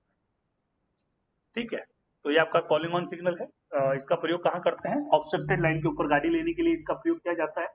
और इस सिग्नल को एलएसएस को छोड़ करके अपन किसी भी स्टॉप सिग्नल के साथ लगा सकते हैं। अब आपका ये जो सिग्नल है वो दो तरह का है, एक आपका आता है आर्म टाइप का, एक आपका आता है लाइट। आर्म टाइप का जब रहेगा तो मिनी आर्म रहेगी, छोटी आर्म, आयताकार आर्म है, लेकिन ये वैसी दिखेगी जैसे संट सिग्नल की, लेकिन यहाँ पर कलर चेंज हो जाएगा। आर्म वैसी दिखेगी जैसे संट सिग्नल की आर्म है, लेकिन संट सिग्नल की आर्म का कलर क्या था, लाल, पट्टी का कलर सफेद। कॉलिंग ऑन में क्या हो गया, आर्म का कलर सफेद है, पट्टी का कलर लाल, जो यहाँ पर आपको पिक्चर में दिख रहा है। आर्म का जो कलर है वो आपका हो गया सफेद और पट्टी का जो कलर है वो हो गया लाल, जबकि संट सिग्नल में इसका उल्टा था, आर्म का कलर लाल था, पट्टी का कलर सफेद। तो सेम वैसी साइज की रहेगी, आयताकार आर्म रहेगी, आर्म का पूरा कलर सफेद रहेगा, पट्टी का कलर लाल रहेगा। इस तरह का जो आर्म है ये आपकी कॉलिंग ऑन की आर्म कहलाएगी। तो जब ये आर्म स्थितिज अवस्था में है इसका ऑन एस्पेक्ट है, इसका मतलब गाड़ी को इस सिग्नल को पार करके नहीं जाती। जब ये ऑफ है यानी नीचे की तरफ झुकी है तो ये लोअर क्वाड्रेंट का कॉलिंग ऑन कहलाएगा, 45 से 60 डिग्री एंगल बनाएगा। ये ऑफ एस्पेक्ट है यानी वहां पर गाड़ी इस सिग्नल को पार करके जा सकती है। ठीक है, यानी इस सिग्नल को कॉलिंग ऑन पे रूल जो है वो ये है, गाड़ी जब सिग्नल को पार करके जाती है तो उसको उस स्पीड से जाना है अगर कहीं पे भी ऑब्स्ट्रक्शन नजर आए तो गाड़ी को खड़ी कर सकते। ठीक है, तो ये ऑन और ऑफ हो गया। नाइट में क्या रहेगा, नाइट में जब ये ऑन है तो इसमें कोई लाइट नहीं जलेगी, जब ये ऑफ होगा तो इसमें येलो कलर की लाइट जलेगी। येलो कलर की लाइट जल रही है इसका मतलब गाड़ी सिग्नल को पार करके जा सकती है। और अपर क्वाड्रेंट में क्या रहेगा, ये आर्म ऊपर की तरफ जाएगी और कुछ नहीं। जब ये क्षैतिज अवस्था में इसका ऑन एस्पेक्ट है यानी कॉलिंग ऑन सिग्नल ऑन स्थिति में गाड़ी को इस सिग्नल को पार करके नहीं जाती। जब ये ऊपर की तरफ 45 डिग्री कोण बना रही है तो इसका ऑफ एस्पेक्ट है, गाड़ी इस सिग्नल को पार करके जा सकती है। कॉशियसली आगे जाना यानी उस स्पीड से जाना, कहीं पे भी ऑब्स्ट्रक्शन नजर आए तो गाड़ी को खड़ी कर सकते। नाइट में क्या रहेगा, ऑन स्थिति में कोई लाइट नहीं है, ऑफ होगा तो येलो कलर की लाइट है। कॉलिंग ऑन में चाहे टू एस्पेक्ट का हो, चाहे आपका मल्टी एस्पेक्ट का, या लोअर क्वाड्रेंट का हो, चाहे अपर क्वाड्रेंट का, उस स्थिति में जो लाइट जलती है वो येलो कलर की ही जलती है। ठीक है, फिर आपका आता है लाइट टाइप का। लाइट टाइप में क्या करते हैं अपन, स्टॉप सिग्नल के नीचे अलग से लाइट लगाते हैं और उसके नीचे एक सी मार्कर का प्रयोग किया जाता है। जहां पर सी मार्कर लगा और ऊपर एक लाइट लगी है ये बताता है कॉलिंग ऑन सिग्नल है। डिस्क काला अक्षर से डिस्क रहेगा जो ये बताता है ये आपका कॉलिंग ऑन सिग्नल है। तो जब ऑन रहेगा तो उसमें कोई लाइट नहीं जलेगी, जब ऑफ होगा तो येलो कलर की लाइट जलेगी, चाहे आपका टू एस्पेक्ट हो चाहे मल्टी एस्पेक्ट। दोनों में जो कॉलिंग ऑन सिग्नल की यूनिट है वो एक जैसी दिखाई देगी। दोनों यूनिट के नीचे सी मार्कर का प्रयोग किया जाएगा, चाहे टू एस्पेक्ट में लगाओ चाहे मल्टी एस्पेक्ट। ऑन स्थिति में उस समय इसमें कोई लाइट नहीं जलेगी, नो लाइट, और जब ये ऑफ होगा तो उसमें येलो कलर की लाइट जलेगी। तो ये आपका हो गया कॉलिंग ऑन सिग्नल। और कॉलिंग ऑन सिग्नल इस स्टॉप सिग्नल के नीचे लगा है तो उस स्टॉप सिग्नल पे अगर किसी वजह से उसकी शर्त पूरी नहीं हो रही, गाड़ी नहीं ले पा रहे तो आप कॉलिंग ऑन सिग्नल के ऊपर भी गाड़ी को ले सकते हैं। उस समय ये कॉलिंग ऑन सिग्नल क्या करता है, उसके रूट के पॉइंट को ही प्रूफ करता है, ओवरलैप के पॉइंट को प्रूफ नहीं करता है। और ट्रैक इसमें खाली कॉलिंग ऑन ट्रैक की प्रूफ होता है, इसके अलावा कोई भी ट्रैक इसमें प्रूफ नहीं किया जाता। ट्रैक सर्किट कोई भी इसमें प्रूफ नहीं होता है, लेकिन रूट के जो पॉइंट है वो सारे इसमें चेक किए जाते हैं। आगे आपका जब पीआई आरआरआई पढ़ाएंगे सर्किट उसमें आएगा कॉलिंग ऑन की जो एचआर की जो शर्तें है वो क्या क्या है, तो वो एचआर की शर्तें पढ़ाएंगे स्टॉप सिग्नल की, उसके अंदर पूरा क्लियर हो जाए। अभी आपका खाली यहाँ पर यह है कॉलिंग ऑन का पर्पज क्या है, कैसा दिखाई देता है, क्या सूचना आपको देता है। तो ये दो सहायक सिग्नल हो गए जिसमें अपन ने चर्चा की, शंट सिग्नल के बारे में और कॉलिंग सिग्नल के बारे में, कॉलिंग ऑन सिग्नल के बारे में। इसके अलावा एक और सिग्नल होता है जिसको अपन को एक्टिंग सिग्नल भी बोलते हैं। यह सिर्फ मैकेनिकल सिग्नल व्यवस्था यानी सीमापुर सिग्नल व्यवस्था में ही काम में लिया जाता था, कलर लाइट सिग्नल व्यवस्था में इसका प्रयोग नहीं किया जाता है। मैकेनिकल सिग्नल व्यवस्था में भी इसका प्रयोग कहाँ करते थे कि अगर किसी ब्रिज की वजह से या किसी टनल की वजह से या आपका कोई स्ट्रक्चर ऐसा आ गया है कि गाड़ी जब उस सिग्नल को अप्रोच कर रही है तो कुछ समय तो वो सिग्नल दिखाई देता है और कुछ समय बाद वो दिखाई देना बंद हो जाता है। तो नियम आपका ये बोलता है कि सिग्नल की विजिबिलिटी डिस्टेंस जो दी गई है, जहां से अगर सिग्नल का जो विजिबिलिटी डिस्टेंस जो न्यूनतम है वहां से अगर वो सिग्नल दिखाई देना चाहिए और कंटिन्यूस तब तक दिखना चाहिए जब तक गाड़ी उस सिग्नल को पार नहीं कर लेती। तो आपका अगर मान लो जैसे कोई ये ब्रिज आ गया, गाड़ी जब इसको अप्रोच कर रही है तो दूर से तो दिखाई दे रहा है, लेकिन जैसे उसके पास जाते तो वो सिग्नल दिखाई देना बंद हो जाता है। उस स्थिति से बचने के लिए क्या करते हैं, उसी पोस्ट के ऊपर मैकेनिकल सिग्नल व्यवस्था में सेम पोस्ट के ऊपर उसी के आकार का एक और सिग्नल लगाया जाता है जो सेम लीवर से ऑपरेट होता है, जो सेम लीवर से ऑपरेट होता है, इसको बोलते हैं को एक्टिंग सिग्नल। ठीक है, और इन दोनों में से अगर कोई भी एक सिग्नल फेल हो जाता है तो पूरा सिग्नल फेल माना जाता है। इसकी देखो एक ही कंडीशन है, एक ही लीवर से ऑपरेट होना चाहिए, एक ही पोस्ट पे लगे होने चाहिए। तो ये जो सिग्नल होता है इसको बोलते हैं कोएक्टिंग। फिर एक आपका आता है रिपीटिंग सिग्नल। तो ये भी आपका किसी टनल या गोलाई की वजह से आपका अगर किसी सिग्नल की विजिबिलिटी प्रॉपर नहीं है तो उस समय उस सिग्नल के एस्पेक्ट को रिपीट करने के लिए रिपीटर सिग्नल का प्रयोग किया जाता है। मल्टी एस्पेक्ट सिग्नल व्यवस्था में तो ऑलरेडी सिग्नल आपके प्री वन टाइप के होते हैं, तो वहां पर रिपीटर सिग्नल की जरूरत नहीं होती है। लेकिन विशेष परिस्थिति अगर कहीं बनती है और अगर एस्पेक्ट अगर नहीं रिपीट कर पा रहे तो उसका रिपीटर सिग्नल वहां पे लगाया जा सकता है। लेकिन टू एस्पेक्ट सिग्नल व्यवस्था जो होती है वो आपकी प्री वन टाइप की नहीं होती है, तो वहां पर उसकी पोजीशन बताने के लिए रिपीटर सिग्नल का प्रयोग किया जाता है। आपके ये जो रिपीटर सिग्नल है वो तीन तरह के होते हैं। एक आपका आता है बैनर टाइप का, एक आपका आता है आर्म टाइप का, एक आता है आपका कलर लाइट टाइप का। बैनर टाइप का जो रिपीटर सिग्नल होगा वो आपको इस तरह का दिखाई देगा। इसमें एक डिस्क है, सफेद कलर की रहेगी, गोल्ड डिस्क, और उसके सेंटर में दो काली पट्टी होगी और उस काली पट्टी के सेंटर में येलो कलर की पट्टी होती है और नीचे आपका आर मार्कर लगा रहेगा। सफेद डिस्क है और काले अक्षर से आर लिखा रहेगा। इस तरह का जो सिग्नल होता है इसको बोलते हैं बैनर टाइप रिपीटर सिग्नल। तो जब ये पट्टी क्षैतिज अवस्था में है तो ये बताता है जिस सिग्नल को रिपीट कर रही है वो सिग्नल ऑन स्थिति, और जब ये घड़ी की दिशा में 45 डिग्री कोण बना रहा है तो ये बताता है जिस सिग्नल को रिपीट कर रहा है वो सिग्नल ऑफ स्थिति।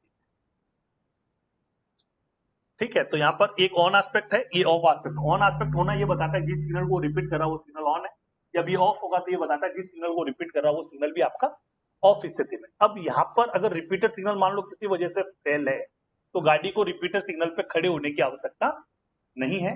गाड़ी ये मान के चलेगी जिस सिग्नल को रिपीट कर रहा है वो सिग्नल ऑन स्थिति में, यानी उस स्पीड से जाएगी, अगर वो ऑन मिले तो वहां पर वो गाड़ी को खड़ी कर सकती। ठीक है, आपका बैनर टाइप जो रिपीटर सिग्नल है इसमें नाइट का कोई एस्पेक्ट नहीं होता था, इसीलिए इसको रिप्लेस किया गया बाद में आर्म टाइप से। तो इसमें आर्म टाइप की जो रहेगी ये आपकी स्टॉप सिग्नल की आर्म जैसी दिखेगी, रनिंग सिग्नल की जो स्टॉप सिग्नल की आर्म होती है वैसी दिखेगी, आयताकार, लेकिन कलर चेंज हो जाएगा। वहां पर उसका कलर क्या था, लाल, पट्टी का कलर सफेद। यहाँ पर आर्म का कलर हो जाएगा पीला, पट्टी का कलर हो जाएगा काला। इस तरह की जो आर्म दिखाई देती है इसको बोलते हैं रिपीटर सिग्नल। इसको क्या बोलते हैं, रिपीटर सिग्नल। जब ये येलो कलर की आर्म, ब्लैक कलर की पट्टी वाली क्षैतिज अवस्था में है तो ये बताती है जिस सिग्नल को रिपीट कर रही है वो सिग्नल ऑन स्थिति। जब ये आर्म नीचे की तरफ झुकती है ये इसका ऑफ एस्पेक्ट कहलाता है, और ये बताता है जिस सिग्नल को रिपीट कर रहा है वो सिग्नल आपका ऑफ स्थिति। नाइट में क्या रहेगा, आर्म का कलर पीला है तो यहाँ पर येलो कलर की लाइट जलेगी। रात्रि में येलो कलर की लाइट जल रही है, इसका मतलब जिस सिग्नल को रिपीट कर रहा है वो सिग्नल ऑन स्थिति में। रात को ग्रीन कलर की लाइट जल रही है, इसका मतलब जिस सिग्नल को रिपीट कर रहा है वो सिग्नल ऑफ स्थिति में। अब यहाँ पर इल्यूमिनेटेड आर का प्रयोग भी करते हैं और आर मार्कर भी लगा। आर मतलब ये रिपीटर सिग्नल के बारे में बताता है। और इल्यूमिनेटेड आर कब रहेगा, जब आपका ये रिपीटर सिग्नल और मेन सिग्नल जिसको रिपीट कर रही है उसके बीच का भाग अगर ट्रैक सर्किटेड है तो यहाँ पर इल्यूमिनेटेड आर का प्रयोग करेंगे। और इल्यूमिनेटेड आर में कंडीशन ये, अगर ये पोर्शन क्लियर है तो इसमें लाइट जलेगी, अगर ये पोर्शन क्लियर नहीं है तो इसमें लाइट नहीं जलेगी। फिर आपका आता है colour light type. Colour light type का जो रहेगा उसके नीचे आप आर मार्कर का प्रयोग करेंगे, और यहाँ पे भी वही रहेगा नियम। अगर वहां पर ट्रैक सर्किट नहीं है तो यहाँ पर आर मार्क कर रहेगा, सफेद डिस्क काले अक्षर का आर लिखा रहेगा। अगर ये रिपीटर सिग्नल और मेन सिग्नल जिसको रिपीट कर रहा है उसके बीच का पोर्शन अगर ट्रैक सर्किटेड है तो यहाँ पर इल्यूमिनेटेड आर का प्रयोग किया जाएगा, यानी बैकग्राउंड में काला कलर है और बीच में येलो कलर की आर में लाइट जलती दिखाई देगी। अगर वो पोर्शन ऑक्युपाइड नहीं है तो आर में लाइट जलेगी, अगर वो पोर्शन ऑक्युपाइड है तो आर में लाइट नहीं जलेगी। अब यहाँ पर ये 2 एस्पेक्ट की यूनिट रहेगी, येलो कलर की लाइट जल रही है यानी इसका ऑन एस्पेक्ट है, यानी ये सूचना देता है जिस सिग्नल को रिपीट कर रहा है वो सिग्नल ऑन स्थिति में। जब ग्रीन कलर की लाइट जल रही है तो ये बताता है जिस सिग्नल को रिपीट कर रहा है वो सिग्नल आपका ऑफ स्थिति में। ठीक है, तो ये आपका हो गया रिपीटर सिग्नल। फिर आपके कुछ और मार्कर भी है जो काम में लिए जाते हैं। तो मैकेनिकल सिग्नल व्यवस्था में जब आर्म के ऊपर काली कलर की डिस्क लगी रहती थी, गोल रिंग लगी रहती थी, ब्लैक कलर इसका रहता था, इस तरह की एक रिंग ब्लैक कलर की, जो ये बताता था ये जो स्टॉप सिग्नल है वो गुड्स लाइन के लिए नॉमिनेटेड, यानी जिस लाइन के लिए वो सिग्नल लगा वहां पर सिर्फ गुड्स ट्रेन को ही लिया जाएगा, यानी ये जो स्टॉप सिग्नल है वो गुड्स लाइन के लिए। फिर आपका आर्म के ऊपर डी लगा रहता था, तो ये बताता था ये जो स्टॉप सिग्नल है वो डॉकयार्ड प्लेटफॉर्म का स्टॉप सिग्नल है, और यहाँ पर जो गाड़ी ली जाएगी वो डॉकयार्ड प्लेटफॉर्म पे जाएगी। फिर आपका चाहे सीमापुर सिग्नल व्यवस्था हो चाहे आपकी कलर लाइट सिग्नल व्यवस्था हो, अगर आर्म के ऊपर या यूनिट के ऊपर क्रॉस पट्टी लगी हुई है इसका मतलब वो सिग्नल वर्किंग ऑर्डर में नहीं है। चाहे आपका रनिंग हो चाहे आपका सबसाइडी सिग्नल हो, उसके ऊपर अगर क्रॉस पट्टी लगी है इसका मतलब यह है कि वो सिग्नल अभी वर्किंग ऑर्डर में नहीं है, काम में नहीं लिए जा। अब यहाँ पे पट्टी के लिए भी क्या है, 1 मीटर की पट्टी रहेगी लंबाई की, 10 मीटर इसकी चौड़ाई रहेगी और इसका कलर सफेद रहेगा। तो इस तरह की क्रॉस पट्टी अगर लगी है तो ये बताता है ये सिग्नल आपका अभी वर्किंग ऑर्डर में नहीं है। फिर आपके कुछ मार्कर के भी प्रयोग किए जाते हैं। तो सीमापुर सिग्नल व्यवस्था में मार्कर का प्रयोग नहीं किया जाता था क्योंकि वहां पर आर्म दे के पता चल जाता था वो किस तरह का सिग्नल है। लेकिन कलर लाइट सिग्नल व्यवस्था में जो यूनिट है वो सब एक जैसी दिखाई देती है, तो उसकी पहचान बताने के लिए मैंने आपको बताया था एब्सोल्यूट ब्लॉक वर्किंग व्यवस्था का जो स्टॉप सिग्नल था उसको छोड़ करके जितने भी सिग्नल बाद में बनाए गए तो उनको उनकी पहचान बताने के लिए उस सिग्नल पोस्ट के ऊपर अलग से मार्कर का प्रयोग किया जाता है। तो अगर आपके किसी स्टॉप सिग्नल के ऊपर ए मार्कर लगा है, यानी सफेद डिस्क है काले अक्षर से ए लिखा है, तो ये बताता है ये आपका ऑटोमेटिक की जो सिग्नल व्यवस्था है उसका स्टॉप सिग्नल, यानी ऑटोमेटिक सिग्नल व्यवस्था का ये स्टॉप सिग्नल। यहाँ पर ए मार्कर लगाने से ये पता चलता है कि लोको पायलट को किस तरह से वहां पे मूव करना, क्योंकि एब्सोल्यूट ब्लॉक वर्किंग व्यवस्था का अगर स्टॉप सिग्नल होगा और उसके ऊपर ए मार्क करने लगा स्टॉप सिग्नल है, इसका मतलब अगर वो सिग्नल ऑन है तो गाड़ी उस सिग्नल को पार करके नहीं जाएगी जब तक कि वहां पर उसको कोई रिटर्न में ऑथोरिटी नहीं दी। जबकि ऑटोमेटिक सिग्नल व्यवस्था में क्या होता है कि गाड़ी उस सिग्नल को ऑन स्थिति में भी पार करके जा सकती है, तो उसको बताने के लिए उस सिग्नल के ऊपर ए मार्कर का प्रयोग किया जाता है। तो उस कंडीशन में क्या रहेगा, 1 और 2 मिनट, अगर विजिबिलिटी अच्छी है तो 1 मिनट, विजिबिलिटी पुअर है तो 2 मिनट, डे या नाइट में ले लो या दिन में भी फॉग है तो उस समय 2 मिनट गाड़ी रुकेगी। और उसके बाद जो भी वर्किंग रूल में जो उसको बताया गया है, गार्ड के साथ कम्युनिकेट करके हॉर्न देते हुए गाड़ी उस सिग्नल को ऑन स्थिति में भी पार करके जाएगी, और वो हॉर्न तब तक देता रहेगा जब तक उसको अगला स्टॉप सिग्नल नहीं मिल जाता, और उस स्पीड से जाएगा अगर बीच में कहीं ऑब्स्ट्रक्शन आए तो गाड़ी को खड़ी कर सकते। ठीक है, और जैसे उसको अगला स्टॉप सिग्नल ऑफ मिलता है उसके बाद वापस वो अपनी सेक्शन की स्पीड अचीव कर लेगा। तो ये बताने के लिए कि ऑटोमेटिक सिग्नल व्यवस्था का स्टॉप सिग्नल है तो उसके लिए वहां पर ए मार्कर का प्रयोग किया जाता है। तो सफेद डिस्क रहेगी, काले अक्षर से ए लिखा रहेगा। फिर आपका आता है इल्यूमिनेटेड ए, इसको ए साइन भी बोलते हैं, ए साइन इसको बोलते हैं semi automatic stop signal. Semi automatic stop signal, ये सिग्नल आपका 2 तरीके से बिहेव करता है। जब इसके अंदर लाइट जल रही है उस समय ये ऑटोमेटिक सिग्नल व्यवस्था का जो स्टॉप सिग्नल है उसकी तरह काम करेगा। जब इस ए में लाइट नहीं जल रही है उस समय ये एब्सोल्यूट ब्लॉक वर्किंग व्यवस्था का जो स्टॉप सिग्नल है उसकी तरह काम करेगा। तो ये ए साइन का प्रयोग अपन क्या करते हैं, स्टेशन यार्ड में जो सिग्नल रिसीव करने के लिए काम में लेते हैं, तो वहां पर अगर गाड़ी को आपको खड़ी करना है तो वहां पर इसका प्रयोग किया जाता है। ब्लॉक सेक्शन में जो स्टॉप सिग्नल लगे होते हैं वहां पर इसका प्रयोग नहीं किया जाता। फिर आपका कलर लाइट सिग्नल व्यवस्था में पी मार्कर लगा है, सफेद डिस्क है, काले अक्षर से पी लगा है, इसका पी लिखा है, इसका मतलब ये आपका परमिजिव सिग्नल। फिर आपका सफेद डिस्क है और काले अक्षर से आईबी लिखा है, इसका मतलब ये इंटरमीडिएट ब्लॉक की जो सिग्नल व्यवस्था है उसका स्टॉप सिग्नल। इंटरमीडिएट की ब्लॉक की जो सिग्नल व्यवस्था है उसका स्टॉप सिग्नल। फिर आपका सी मार्कर यानी बैकग्राउंड सफेद है, काले अक्षर से सी लिखा है यानी ये कॉलिंग ऑन सिग्नल है। फिर आपका सफेद डिस्क है, काले अक्षर से आर लिखा है यानी ये आपका रिपीटर सिग्नल है। फिर आपका इल्यूमिनेटेड आर, बैकग्राउंड काला है और बीच में येलो कलर की लाइट आर में जल रही है, इसको बोलते हैं ये आपका रिपीटर सिग्नल है। और रिपीटर सिग्नल और मेन सिग्नल के बीच का जो पोर्शन है वो ट्रैक सर्किट है। अगर उस वो पोर्शन ऑक्युपाइड नहीं है तो इसमें आर में लाइट जलेगी, अगर वो पोर्शन ऑक्युपाइड है तो इसमें आर में लाइट नहीं जलेगी।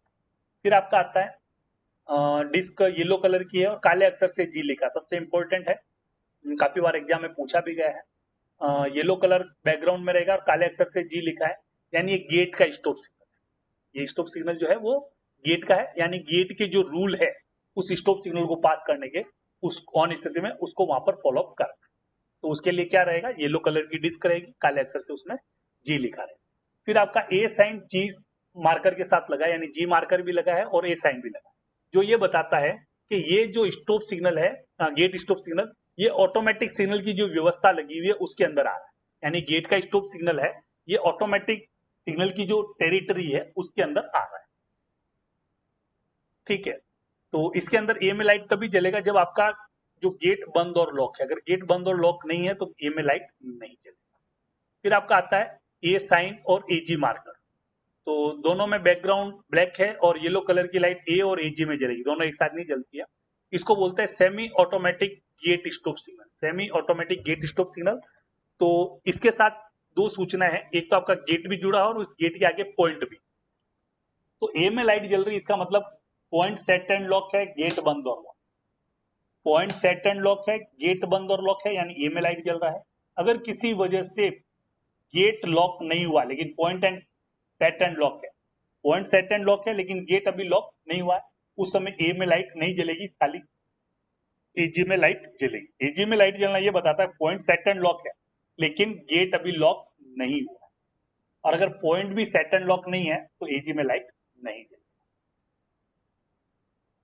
फिर आपके कुछ टारगेट टाइप इंडिकेटर भी होते हैं, मैंने आपको शुरू में बताया था, जो नॉन इंटरलॉक पॉइंट होता है जिसकी पोजीशन सेंट्रल पेज पर रिपीट नहीं हो रही है तो उसकी पोजीशन बताने के लिए उसके ऊपर टारगेट टाइप इंडिकेटर का प्रयोग किया जाता है।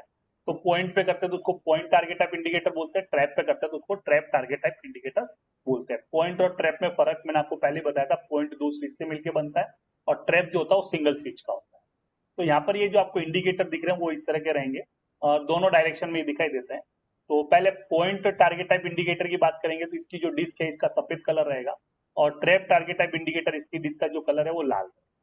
तो दिन में जब ये सफेद कलर की डिस्क दिखाई दे रही है इसका मतलब पॉइंट जो है वो नॉर्मल के लिए सेट है, स्टेट सेट यानी नॉर्मल के लिए सेट है, यानी उस पॉइंट की जो अधिकतम स्पीड दे रखी गाड़ी के पास होने की वो वहां पर पास हो सकती है।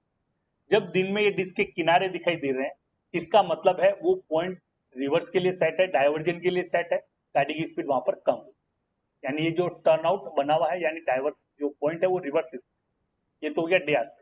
नाइट में क्या है, यहाँ पर येलो कलर की लाइट जल रही है इसका मतलब पॉइंट स्टेट पोजीशन के लिए सेट है यानी नॉर्मल स्थिति में है।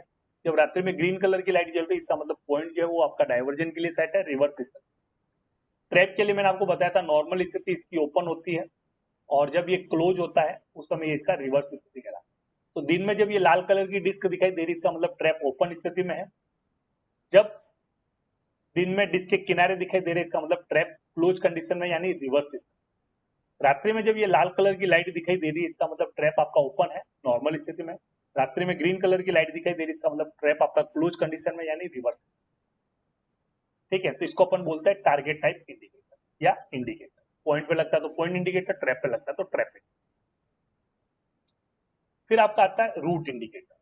तो एक्चुअल में मैकेनिकल सिग्नल व्यवस्था में क्या है, आपका हर एक लाइन के लिए एक्चुअल में ब्रैकेटेड पोस्ट बना करके उसके ऊपर मिनी पोस्ट लगा करके हर एक लाइन के लिए अलग अलग पोस्ट लगा करके सूचना दी जाती थी गाड़ी किस लाइन में लेनी है, तो वो पर्टिकुलर पोस्ट के सिग्नल को ऑफ करके अपन गाड़ी लेते हैं। लेकिन कलर लाइट सिग्नल व्यवस्था में क्या होता है, आपका जो मेन सिग्नल का यूनिट होता है वो कॉमन होता है सभी लाइन के लिए। अब वो सिग्नल जब आप ऑफ करते हो तो गाड़ी किस लाइन में जाएगी उसकी सूचना देने के लिए अलग से उसके ऊपर रूट इंडिकेटर का प्रयोग किया जाता है। अब अपने पास जो रूट इंडिकेटर है वो तीन तरह के कलर लाइट सिग्नल व्यवस्था में, जब सिग्नल आप ऑफ करते हो तो उस सिग्नल को पार करके गाड़ी किस लाइन में जाएगी उसकी सूचना देने के लिए अलग से एक इंडिकेटर लगाता है जिसको बोलते हैं रूट इंडिकेटर। अब रूट इंडिकेटर अपने पास तीन तरह के हैं। एक आपका कहलाता है जंक्शन टाइप रूट इंडिकेटर, एक आपका कहलाता है मल्टी लैंप रूट इंडिकेटर, एक आपका कहलाता है स्टेंसिल टाइप रूट इंडिकेटर। तो सबसे पहले जंक्शन टाइप रूट इंडिकेटर की बात करेंगे। तो जंक्शन में आप लोग देखेंगे पिक्चर में दिख रहा होगा, यहाँ पर एक जंक्शन बन रहा है। एक्चुअली में बाहर जो रूट है उसमें आपके तीन लैंप होते हैं और अंदर जहां पर वो रूट कनेक्ट होता है वहां पर एक लैंप रहेगा और सेंटर में एक लैंप होता है। सेम आपका सभी रूट के साथ रहेगा। तो ये सेंटर वाला जो लैंप है ये सभी रूट के साथ कॉमन है, यानी जंक्शन बना। इस तरह से एक रूट में टोटल 5 लैंप हो जाता है, ये इस तरह से, ठीक है। तो 5 लैंप का एक ये जंक्शन बनता है जिसमें एक लैंप जो होता है वो सभी रूट में कॉमन होता है। तो इस तरह का जो रूट इंडिकेटर होता है इसको बोलते हैं junction type route. Junction type route indicator में क्या खासियत है, यह अधिकतम 7 लाइन के बारे में जानकारी, अधिकतम कितनी लाइन के बारे में जानकारी दे सकता है, 7। अब उसमें कंडीशन है, एक आपकी मेन लाइन रहेगी, लेफ्ट में 3 और राइट में 3। इससे ज्यादा अगर लेफ्ट और राइट में लाइनें हैं 3 से ज्यादा तो उसके बारे में जानकारी नहीं दे सकता। जंक्शन टाइप रूट इंडिकेटर की एक खासियत है, अधिकतम 7 लाइन के बारे में जानकारी दे सकता है। 7 में भी कंडीशन है, एक आपकी मेन लाइन, लेफ्ट में 3 और राइट में। अगर आपकी एक मेन लाइन है और लेफ्ट में ही 6 लाइन है तो उस समय अधिकतम 4 लाइन के बारे में जानकारी देगा, एक मेन प्लस राइट की 3। इसके अलावा जितनी भी होगी उसके बारे में जानकारी नहीं देगा। यानी यहाँ पर ये जो 7 लाइनें बता रहा हूँ वो कंडीशन है, एक मेन लाइन, 3 लेफ्ट और 3 राइट। इससे ज्यादा अगर लेफ्ट और राइट में लाइनें हैं उसके बारे में जानकारी नहीं दी। इस जंक्शन टाइप रूट इंडिकेटर की एक और खासियत है कि इसमें मेन सिग्नल जिसके ऊपर ये लगा है उसका सिग्नल का एस्पेक्ट तभी ऑफ होता है जब यहाँ पर कोई भी 3 बल्ब जलते हैं। लैंप में जो रूट बन रहा है आपका जंक्शन, उसमें कोई भी 3 लैंप जलते हैं तो ये मेन सिग्नल का एस्पेक्ट ऑफ होता है, नहीं तो नहीं होता। और यहाँ पर ये जो कोई भी 3 लैंप जलते हैं तो उस समय जो भी 3 लैंप जलेंगे वो जिस रूट की जानकारी दे रहे हैं वो उसी रूट की जानकारी देंगे। यहाँ पर फॉल्स इंफॉर्मेशन आने की कोई संभावना नहीं। जैसा भी आप यहाँ फ्रंट में खड़े हो तो ये लेफ्ट साइड में सबसे नीचे वाला ए रूट है, फिर आपका बी है, फिर आपका सी है, इधर आपका डी, ई और एफ। तो मान लो मैं ए रूट की बात करूं तो ए रूट में अगर मान लो सेंटर वाला जंक्शन वाला एक जल रहा है और 2 मेरी बाहर कोई भी लैंप जल रहा है तो इसका मतलब ये ए रूट बता रहा है, तो ए रूट की ही इंफॉर्मेशन जाएगी। यहाँ पर फॉल्स इंफॉर्मेशन लोको पायलट के पास नहीं जाएगी, यानी वो बता रहा है ए रूट में गाड़ी जा रही तो ए में ही जाएगी। अगर मान लो तीनों लैंप बाहर के ही जल रहे हैं तो उसी का, अगर तीनों लैंप में 2 अंदर के और एक बाहर का जल रहा है, यानी मिनिमम मैंने बताया था यहाँ पर मेन सिग्नल का एस्पेक्ट तभी ऑफ होता है जब आपका कोई भी 3 बल्ब यहाँ पर, और कोई भी 3 बल्ब जलते हैं उस समय जिस लाइन को इंडिकेट कर रहे हैं, जिस रूट को इंडिकेट कर रहे हैं वो उसी की जानकारी देंगे। यहाँ पर फॉल्स इंफॉर्मेशन जाने की कोई संभावना नहीं है। ये इसका सबसे बड़ा एडवांटेज। ड्रॉबैक एक ही है कि ये अधिकतम 7 लाइन के बारे में जानकारी दे सकता है और 7 लाइन में भी कंडीशनल है, एक लेफ्ट 3 और राइट 3। इससे ज्यादा अगर लेफ्ट राइट में लाइन है उसके बारे में जानकारी नहीं दे सकता, ये इसका ड्रॉबैक। फिर आपका आता है multi lamp type. Multi lamp type जो रूट इंडिकेटर होता है ये आपको न्यूमेरिक फॉर्म में जानकारी देता है गाड़ी की इस लाइन में। तो इसके लिए पुराने जमाने में 5x7 का एक बल्ब का कॉम्बिनेशन लिया जाता था और उस बल्ब के कॉम्बिनेशन में ये आपके पर्टिकुलर बल्ब जलते थे और न्यूमेरिक फॉर्म में जानकारी देते थे गाड़ी की इस लाइन में। ये multi lamp type route indicator same वैसे ही काम करता है जैसे आपकी डिजिटल घड़ी में 7 सेगमेंट का जो एलईडी लगी होती है, इसमें सभी एलईडी जलती है, आपको 8 नंबर दिखाता है। फिर आपकी लेफ्ट में 2 एलईडी जलती है तो आपको 1 बताता है, फिर 2 के लिए इस तरह का, मतलब यहाँ पर न्यूमेरिक फॉर्म में आपका एक कॉम्बिनेशन जनरेट होता है और आपका न्यूमेरिक फॉर्म में बताता है कि गाड़ी किस लाइन में जाएगी। जैसे यहाँ पर आप सेंटर में लोगे, यहाँ पे लैंप वाला काम लिया गया, आजकल की डेट में एलईडी वाला आ रहा है। तो यहाँ पर आप देखो कि सेंटर में ये सारे बल्ब जल रहे हैं तो एक लाइन, फिर 2 के लिए इस तरह का ये न्यूमेरिक फॉर्म में जलेगा, 3 के लिए इस तरह से 3 फॉर्म में जलेगा। तो यहाँ पर ये बल्ब जल के आपको सूचना देता है गाड़ी किस लाइन में जाएगी। इसका खासियत क्या है कि एक अगर इंडिकेटर आप काम में लेते हो तो 1 से लेके 9 तक आप इस एक इंडिकेटर के द्वारा, और अगर आपके पास जाता है तो इसके ऊपर एक और इंडिकेटर लगा करके 9+9 1 से लेके 99 लाइन तक बता सकते। एडवांटेज इसका यही है कि आपके पास अप टू 99 लाइन है तो भी आप इसके द्वारा बता सकते हो गाड़ी किस लाइन में जाएगी। ड्रॉबैक यहाँ पर यह है कि एक्चुअल में जब ये बल्ब फ्यूज होता है, एक्चुअल में यहाँ पर ये मेन सिग्नल के एस्पेक्ट से कनेक्टेड नहीं है। आपका ऊपर बल्ब फ्यूज होता है या ऊपर फ्यूज भी रहे तो भी नीचे आपका मेन सिग्नल का एस्पेक्ट जलता है। तो ऊपर जब यहाँ पे बल्ब फ्यूज होता है तो जैसे आप लोगों ने डिजिटल घड़ी देखी होगी तो उसमें जब एलईडी खराब हो जाती है तो उस समय वो किस नंबर को डिस्प्ले कर रही है वो पता नहीं चलता है। तो सेम यहाँ पर भी है कि मान लो यहाँ पर ये बल्ब फ्यूज हो गए उस समय किस नंबर को इंडिकेट कर रहा है, तो वो प्रॉपर जानकारी यहाँ पर नहीं जा पाती, जबकि आपका मेन सिग्नल यहाँ पर ऑफ हो चुका है।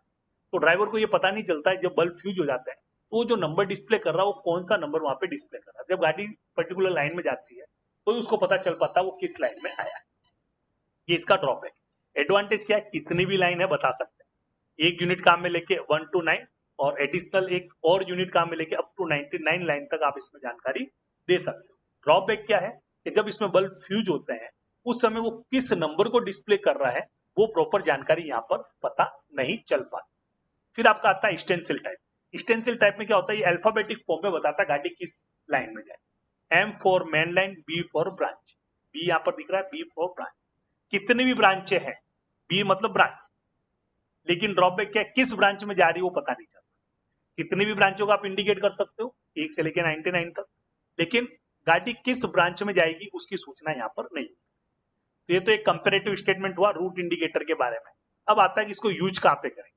अगर आपकी गाड़ी की स्पीड, मल्टी एस्पेक्ट सिग्नल व्यवस्था की मैं बात करूं, एक्चुअल में 2 एस्पेक्ट में तो आप कोई भी इंडिकेटर काम में ले सकते हो तीनों में से, लेकिन प्रीफरेंस की बात आएगी, चॉइस की बात आई तो बेस्ट यूज करेंगे तो जंक्शन टाइप रूट इंडिकेटर ही काम में लिया जाएगा। इसको डायरेक्शनल टाइप रूट इंडिकेटर भी कहते हैं। मल्टी एस्पेक्ट सिग्नल व्यवस्था में जब बात करेंगे तो यहाँ पर अगर गाड़ी की स्पीड 15 kmph से ज्यादा है, डाइवर्जन, यहाँ पर जो स्पीड दी गई वो डाइवर्जन के लिए, मेन लाइन के लिए नहीं। तो डाइवर्जन में अगर स्पीड 15 kmph से ज्यादा है तो जंक्शन टाइप रूट इंडिकेटर ही काम में लिया। अगर 15 kmph से कम है तो किसी भी प्रकार का, यानी तीनों में से कोई भी एक काम में दिया जा सकता है, लेकिन ऑप्शन की बात आएगी, चॉइस की बात, तो आप जंक्शन टाइप रूट इंडिकेटर यहाँ पे प्रीफर करें। तो ये आपका हो गया रूट इंडिकेटर। फिर आपका इसके साथ आपका एक और आता है स्टार्टर इंडिकेटर, इसको गार्ड इंडिकेटर भी बोलते हैं, और ये एक्चुअल में सिग्नल नहीं है, एक इक्विपमेंट है और यह गार्ड की हेल्प के लिए लगाया जाता है। एक्चुअल में जो बड़े बड़े जंक्शन होते हैं या फिर प्लेटफॉर्म आपके ऐसे गोलाई वाले होते हैं, तो उस समय स्टार्टर सिग्नल की पोजीशन गार्ड को रिपीट करने के लिए प्लेटफॉर्म के ऊपर एक सूटेबल स्थान पर एक इक्विपमेंट लगाया जाता है जिसको गार्ड रिपीटर या स्टार्टर इंडिकेटर कहते हैं। तो उसमें जब लाइट नहीं जलती है उसका मतलब आपका जो स्टार्टर है वो ऑन स्थिति में है। जब उसमें येलो कलर की लाइट जलती है तो ये आपको बताता है कि वो स्टार्टर सिग्नल आपका ऑफ स्थिति में। तो ये स्टार्टर इंडिकेटर या गार्ड इंडिकेटर भी बोलते हैं। ये एक्चुअल में प्लेटफॉर्म के ऊपर सूटेबल प्लेस पर लगाया जाता है जहां से गार्ड को आसानी से दिखाई। कब लगाते हैं, जब आपका कोई प्लेटफॉर्म बहुत बड़ा है या गोलाई वाला है जिसकी वजह से आपका स्टार्टर की जो पोजीशन है वो गार्ड को वहां पर दिखाई नहीं देती है। तो गार्ड को स्टार्टर की पोजीशन बताने के लिए प्लेटफॉर्म के ऊपर एक सूटेबल स्थान पर, यानी जहां से गार्ड को वो आसानी से दिखाई दे, वहां पर एक इक्विपमेंट लगाते हैं जिसको अपन बोलते हैं स्टार्टर इंडिकेटर या गार्ड इंडिकेटर। ठीक है, और जब इसमें लाइट नहीं जल रही है इसका मतलब वो जिस सिग्नल को रिपीट कर रहा है, स्टार्टर सिग्नल जो है वो आपका ऑन स्थिति में है, और जब उसमें लाइट जल रही है येलो कलर की, इसका मतलब है आपका जो स्टार्टर सिग्नल है वो आपका ऑफ स्थिति में है।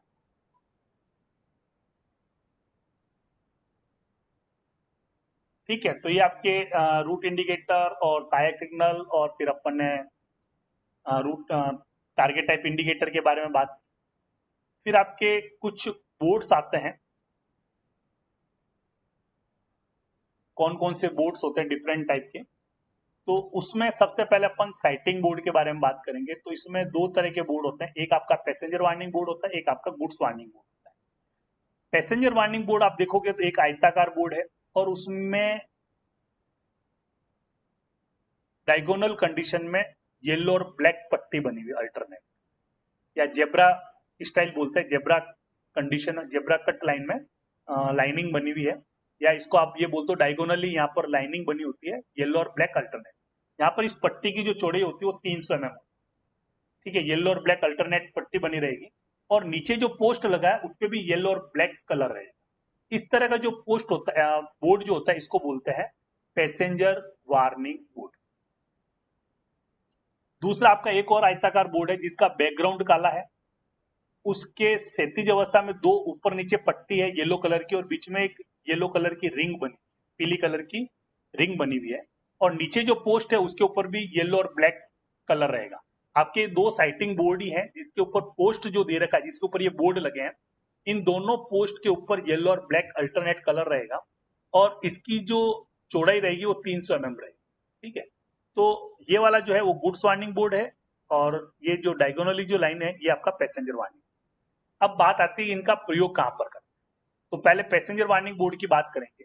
पैसेंजर वार्निंग बोर्ड का प्रयोग चाहे 2 एस्पेक्ट सिग्नल व्यवस्था हो चाहे मल्टी एस्पेक्ट सिग्नल व्यवस्था, इसका प्रयोग वहां पर किया जाता है जहां पर परमिजिव सिग्नल अलग से नहीं लगे। जब आपके परमिजिव सिग्नल अलग से नहीं लगे हैं, उस स्थिति में उस सेक्शन में चलने वाली गाड़ी के लोको पायलट को यह सूचना देने के लिए आगे सिग्नलिंग क्षेत्र आने वाला है या स्टेशन क्षेत्र स्टार्ट होने वाला है, उसकी सूचना देने के लिए पैसेंजर वार्निंग बोर्ड लगाया जाता है। यह पैसेंजर वार्निंग बोर्ड हमेशा फर्स्ट स्टॉप सिग्नल से 1 किलोमीटर पहले लगाया जाएगा, चाहे कैसी सिग्नलिंग व्यवस्था हो, चाहे 2 एस्पेक्ट हो चाहे मल्टी एस्पेक्ट। यह पैसेंजर वार्निंग बोर्ड हमेशा फर्स्ट स्टॉप सिग्नल से 1 किलोमीटर पहले लगाया जाता है। और अगर वहां पर परमिजिव सिग्नल लगे हैं, यानी वार्नर या डिस्टेंट का प्रोविजन है वहां पर, तो पैसेंजर वार्निंग बोर्ड लगाने की आवश्यकता नहीं। दूसरा आपका आता है गुड्स वार्निंग बोर्ड। यह भी आपका साइटिंग बोर्ड है। इस बोर्ड की जरूरत कब पड़ती है? अगर किसी सेक्शन में गुड्स ट्रेन की स्पीड 72 kmph से ज्यादा है, तो उस स्थिति में उस गुड्स ट्रेन के लोको पायलट को, एक्चुअली में देखो यहाँ 72 kmph स्पीड मेंशन करने के पीछे जो मकसद है वो ये है कि आपकी गुड्स ट्रेन को जो है ब्रेकिंग डिस्टेंस ज्यादा चाहिए गाड़ी को कंट्रोल करने के लिए, तो उसके ड्राइवर को पहले अलर्ट करना पड़ेगा। तो उसके लिए अगर उस सेक्शन में 72 kmph से अगर गुड्स ट्रेन की स्पीड ज्यादा है, तो उस गुड्स ट्रेन के लोको पायलट को अलर्ट करने के लिए आगे सिग्नलिंग क्षेत्र स्टार्ट होने वाला है या स्टेशन आने वाला है, तो उसकी सूचना देने के लिए अलग से बोर्ड लगाया जाता है जिसको बोलते हैं गुड्स वार्निंग बोर्ड। और ये गुड्स वार्निंग बोर्ड हमेशा फर्स्ट स्टॉप सिग्नल से 1400 मीटर पहले लगाया जाता है, 1.4 किलोमीटर या 1400 मीटर पहले लगाया जाता है। और जहां पर डबल डिस्टेंट का प्रोविजन है और डबल डिस्टेंट की व्यवस्था की गई है, वहां पर गुड्स वार्निंग बोर्ड लगाने की आवश्यकता नहीं है। तो ये आपके दो साइटिंग्स बोर्ड हो गए, एक पैसेंजर वार्निंग बोर्ड, एक आपका गुड्स वार्निंग बोर्ड। फिर आपके दो बोर्ड और आते हैं, इसमें एक को बोलते हैं संटिंग लिमिट बोर्ड SLB, एक को बोलते हैं, अभी थोड़ी देर पहले मैंने आपको डबल लाइन यार्ड में बताया था, BSLB, block section limit board. दोनों आयताकार बोर्ड है। फ्रंट से जब आप देखोगे तो दोनों आयताकार बोर्ड है, बैकग्राउंड का कलर पीला है और बीच में क्रॉस पट्टी बनी जिसका कलर ब्लैक है। और नीचे एक पे लिखा है संटिंग लिमिट, जिसपे संटिंग लिमिट लिखा वो आपका संटिंग लिमिट बोर्ड है, इस पे ब्लॉक लिमिट लिखा वो आपका BSLB बोर्ड है, ब्लॉक सेक्शन लिमिट बोर्ड। दोनों बोर्ड का जो पोस्ट है, नीचे जो पोस्ट है जिसके ऊपर ये बोर्ड लगाए गए हैं, उन बोर्ड के पोस्ट के ऊपर सफेद और काला, ब्लैक और व्हाइट अल्टरनेट कलर है और इसके कलर की जो पट्टी की जो मोटाई वो 300 mm रहेगी। तो पहले बात करेंगे संटिंग लिमिट बोर्ड की। संटिंग लिमिट बोर्ड का प्रयोग क्लास B कैटेगरी के स्टेशन पे वहां पर करते हैं, क्लास B कैटेगरी के स्टेशन पे जहां पर एडवांस स्टार्टर नहीं लगा है, उस स्थिति में उस स्टेशन पे ये बताने के लिए आपका ब्लॉक सेक्शन कहां से स्टार्ट होगा या स्टेशन सेक्शन कहां पर खत्म होगा, तो उसकी सूचना देने के लिए संटिंग लिमिट बोर्ड का प्रयोग किया जाता है। संटिंग लिमिट बोर्ड का प्रयोग चाहे सिंगल लाइन हो चाहे डबल लाइन, कहां पर करेंगे? क्लास B कैटेगरी का स्टेशन है। कब करेंगे? जब वहां पर एडवांस स्टार्टर नहीं लगा है। उस स्थिति में वहां पर यह बताने के लिए आगे ब्लॉक सेक्शन स्टार्ट होने वाला है या आपका स्टेशन सेक्शन और ब्लॉक सेक्शन की सीमा का निर्धारण करना, भी यहां तक आपका स्टेशन सेक्शन है और उसके आगे आपका ब्लॉक सेक्शन स्टार्ट होने वाला है, उसकी सूचना देने के लिए संटिंग लिमिट बोर्ड का प्रयोग किया जाता है। इस संटिंग लिमिट बोर्ड का जो फेस है ये हमेशा स्टेशन की तरफ होता है और इसकी जो लोकेशन आती है वो लोकेशन वही आती है जो आपकी एडवांस स्टार्टर की आती है, यानी LSS। जो क्लास B कैटेगरी मैंने बताया था, आउटर मोस्ट पॉइंट से आपका या संट सिग्नल है तो वहां से आप 120 मीटर या सिग्नल ओवरलैप की दूरी पे लगाना होता है। तो ये बोर्ड हमेशा एडवांस स्टार्टर की मार्किंग पे लगाया जाएगा, ठीक है। और इस बोर्ड का फेस हमेशा किधर होगा? स्टेशन की तरफ होगा। और नाइट में इस बोर्ड की विजिबिलिटी बताने के लिए उसके ऊपर ये जो बीच में गोल आपको ब्लैक कलर का जो रिंग दिख रहा है, एक्चुअल में ये होल है, इसके पीछे एक प्लेटफॉर्म बना होता है जिसके ऊपर लैंप या लाइट की व्यवस्था की जाती है। तो ये रात्रि में लाइट जलाई जाती है जिसकी वजह से ये दिखाई देता है बोर्ड आसानी से। जब गाड़ी इसको अप्रोच कर रही है तो ये बोर्ड जैसे दिखाई देता है तो पता चलता है आगे ब्लॉक सेक्शन है, गाड़ी को बगैर ऑथोरिटी के इस बोर्ड को पार करके नहीं जाना है, तो इसको बोलते हैं शंटिंग लिमिट बोर्ड। तो शंटिंग लिमिट बोर्ड का प्रयोग सिंगल लाइन और डबल लाइन सेक्शन में कब, जब वो क्लास बी कैटेगरी का स्टेशन है, उस स्थिति में यह बताने के लिए आपका आगे ब्लॉक सेक्शन है, यानी स्टेशन सेक्शन यहाँ पे खत्म हो गया, यानी स्टेशन सेक्शन और ब्लॉक सेक्शन की सीमा का निर्धारण करने के लिए शंटिंग लिमिट बोर्ड का प्रयोग किया जाता है। जहां पर एडवांस स्टार्टर अलग से लगा है, वहां पर इस बोर्ड को लगाने की आवश्यकता नहीं। दूसरा आपका आता है BSLB board, block section limit board, जिसके नीचे क्या लिखा रहेगा, ब्लॉक। इस बोर्ड का प्रयोग सिर्फ डबल लाइन में करते हैं। डबल लाइन में कब करते हैं, जब आपके होम सिग्नल के आगे या तो कोई पॉइंट नहीं है या पहला पॉइंट ट्रेलिंग पड़ता है, तो उस समय वहां पर क्लास बी कैटेगरी के स्टेशन पे ये बताने के लिए आपका ये स्टेशन सेक्शन यहाँ पे खत्म हो रहा है और आगे ब्लॉक सेक्शन स्टार्ट होने वाला है, उसकी सूचना देने के लिए block section limit board BSLB board लगाया जाता है। इस बोर्ड का फेस भी स्टेशन की तरफ होता है और जब आपका ट्रेलिंग पॉइंट पड़ता है उस समय ये बोर्ड हमेशा FM मार्क पे लगाया जाता है, और जब वहां पर ट्रेलिंग पॉइंट नहीं पड़ रहा है तो उस समय यह स्टॉप सिग्नल से ब्लॉक ओवरलैप की दूरी पे लगाया जाता है। जो ब्लॉक ओवरलैप की दूरी रहेगी वो मल्टी एस्पेक्ट सिग्नल व्यवस्था में 180 मीटर, ठीक है। तो इसको बोलते हैं अपन ब्लॉक सेक्शन लिमिट बोर्ड या BSLB। तो ये दो बोर्ड हो गए। फिर आपके कुछ और बोर्ड्स भी हैं, जैसे कुछ और बोर्ड्स भी लगाए जाते हैं, जैसे आपका आरी से नॉन आरी में जा रहे हो या नॉन आरी से आरी में जा रहे हो, वहां पर एक आयताकार बोर्ड रहेगा, उसके ऊपर लिखा रहेगा आप आरी क्षेत्र में प्रवेश कर रहे हो या नॉन आरी क्षेत्र में जा रहे हो, या सिंगल लाइन से डबल लाइन में जा रहे हो या डबल लाइन से सिंगल लाइन में जा रहे हो, या टोकन से टोकन लेस में जा रहे हो या टोकन लेस से टोकन में आ रहे हो। तो उसकी सूचना देने के लिए अलग से आपके बोर्ड्स लगे रहते हैं, जो लोको पायलट को ये बताते हैं कि वो किस तरह की टेरिटरी या किस तरह के क्षेत्र में वो चल रहा है, ठीक है। फिर आपका absolute block working, automatic block working mentor होते हैं, वहां पे भी लगाया जाता है। तो ये एक्चुअल में खाली अलर्ट करने के लिए बोर्ड्स लगाया जाता है। फिर कुछ और बोर्ड्स भी होते हैं जो आपको यहाँ पिक्चर में दिखाई दे रहे हैं। तो एक आपको यहाँ पर बोर्ड दिख रहा है, पीछे मछली के पूंछ के आकार का है और आगे एरो शेप में, पूरा बोर्ड येलो कलर का है और बीच में सेंटर में दो ट्रायंगल ऑपोजिट डायरेक्शन में ब्लैक कलर के। पोस्ट पे सफेद और काली पट्टी है जिसकी मोटाई वही आपकी 300 mm रहेगी, और उस पोस्ट के ऊपर एक आयताकार बोर्ड लगा है जिसका बैकग्राउंड येलो है और बीच में ब्लैक अक्षर से न्यूमेरिक फॉर्म में वैल्यू लिखी है। पिक्चर में आपको 10 दिख रहा है, यहाँ पे 15, 20, 25 कुछ भी हो सकता है। इस तरह का जो बोर्ड होता है इसको कॉशन इंडिकेटर बोर्ड, क्या बोलते हैं, कॉशन इंडिकेटर बोर्ड। इस बोर्ड का प्रयोग कहां पर करते हैं, जहां पर आपका किसी टेम्परेरी पीरियड के लिए, यानी जो सेक्शन में गाड़ी की स्पीड दी गई है लेकिन किसी वजह से गाड़ी अब उस स्पीड से वहां पर पास नहीं हो सकती। वजह क्या, या तो मेंटेनेंस पर्पज से हो सकता है या किसी फेलियर की वजह से गाड़ी अब आपकी वहां पर उस स्पीड से नहीं जा सकती है, और किस स्पीड से जाएगी उसकी सूचना देने के लिए कॉशन और इंडिकेटर बोर्ड का प्रयोग किया जाता है। उसी इंडिकेटर बोर्ड के ऊपर नीचे आपकी स्पीड लिखी रहती है, जो यहाँ पर 10 लिख रहा है यानी ये बताता है वहां पर आपको 10 के एमपी से चल। तो इस बोर्ड का प्रयोग कहां करते हैं, जहां पर आपको टेम्परेरी यानी कुछ समय के लिए आपको स्पीड रेस्ट्रिक्शन इंपोज करना है, तो वहां पर ये कॉशन इंडिकेटर बोर्ड का प्रयोग किया जाता है, ठीक है। फिर आपका एक टर्मिनेटर बोर्ड रहेगा, टर्मिनेटर इंडिकेटर बोर्ड बोलते हैं, टर्मिनेशन इंडिकेटर बोर्ड। तो डिस्क है, येलो कलर का बैकग्राउंड है और काले अक्षर से उसमें T/P या T/G लिखा रहता है, इसको अपन टर्मिनेशन इंडिकेटर बोर्ड बोलते हैं। और इस बोर्ड का प्रयोग कब करते हैं, एक्चुअल में जो आपने क्वेश्चन लगाया था, जैसे आपका मान लो यहाँ पर क्वेश्चन लगा है, तो अब आपका ये क्वेश्चन जहां पर खत्म करना है तो वहां पर ये टर्मिनेशन बोर्ड का प्रयोग किया जाता है। P for passenger, G for goods. P for passenger line का टर्मिनेशन है, G फॉर गुड्स लाइन का टर्मिनेशन, ठीक है। तो इसको बोलते हैं टर्मिनेशन बोर्ड, यानी ये बताता है कि आपको सेक्शन में जो स्पीड दी है वापस उसको वहां पर एग्जीक्यूट कर। फिर एक आपका आता है स्पीड इंडिकेटर बोर्ड, तो इसमें एक ट्रायंगल बोर्ड रहेगा येलो कलर का और बीच में काले अक्षर से न्यूमेरिक फॉर्म में वैल्यू लिखी रहेगी, जो पिक्चर में 10 दिख रहा है, यहाँ पे 15, 20, 25 कुछ भी हो सकता है। और नीचे जो पोस्ट का कलर रहेगा वो सफेद और ब्लैक अल्टरनेट में रहेगा।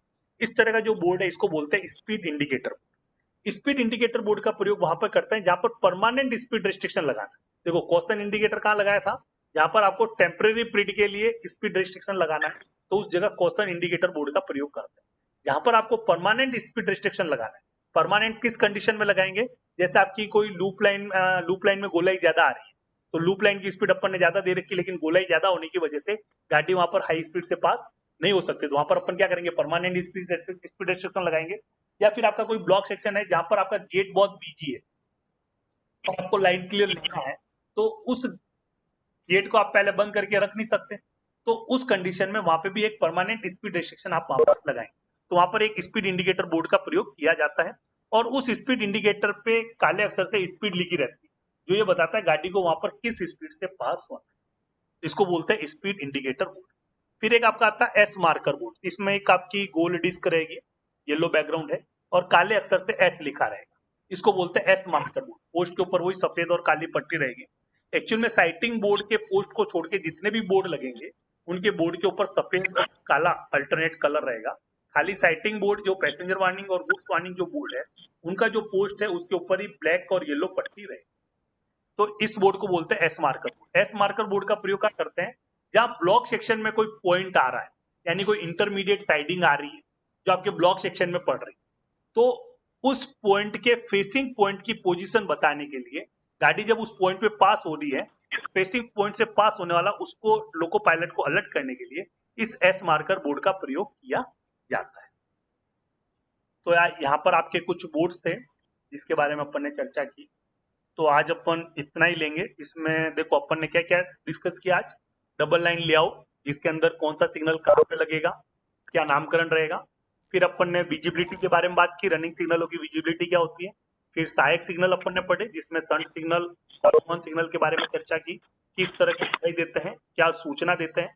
उसके बाद अपन ने रिपीटर सिग्नल, कोएक्टिंग सिग्नल के बारे में पढ़ा। फिर आपका रूट इंडिकेटर, फिर आपका डिफरेंट टाइप के मार्कर और बोर्ड्स, उसके बारे में अपन ने चर्चा की। तो आज का टॉपिक यहीं पे एंड करते हैं। यहाँ तक अगर किसी को कुछ पूछना हो तो पूछ सकता है, नहीं तो नेक्स्ट अपन मंडे को स्टार्ट करेंगे आगे। यहाँ तक किसी को कुछ पूछना है? सर ये जो अपने होता है ना, हाँ बोलिए। मैं बोल रहा था अपना ये जो शॉर्ट सिग्नल होता है इसके ऊपर जो लगा होता है ना, एक एरो लगा होता है सर। एरो, हाँ सर। एरो ये लाइन बताने के लिए, एक्चुअल में आप जो बता रहे हो किस लाइन के लिए लगाया गया सर। जैसे दो लाइन है उसके बीच में संट सिग्नल आ रहा है, तो वो संट सिग्नल किस लाइन के लिए दिया गया है, तो एरो के द्वारा बताते हैं कि ये संटिंग किस लाइन के लिए हुई। बट सर वो आपको लाइन का नंबर तो बताता नहीं है कि मतलब आपको इस लाइन पर जाना है। नंबर नहीं बता रहा है, लेकिन जिस लाइन के पास लगा, जैसे आपकी दो लाइन है, संट यहाँ लगा है, तो एरो अगर यहाँ लगा है इसका मतलब इस लाइन के ऊपर संटिंग के लिए बताया गया है, इस लाइन के ऊपर संटिंग नहीं। जैसे बड़े यार्ड होते हैं उस पे एक से ज्यादा लाइन होती है, तो ये एरो ये बताता है ये सिग्नल जो लगा वो किस लाइन के लिए। ठीक है, थैंक यू सर। और कुछ?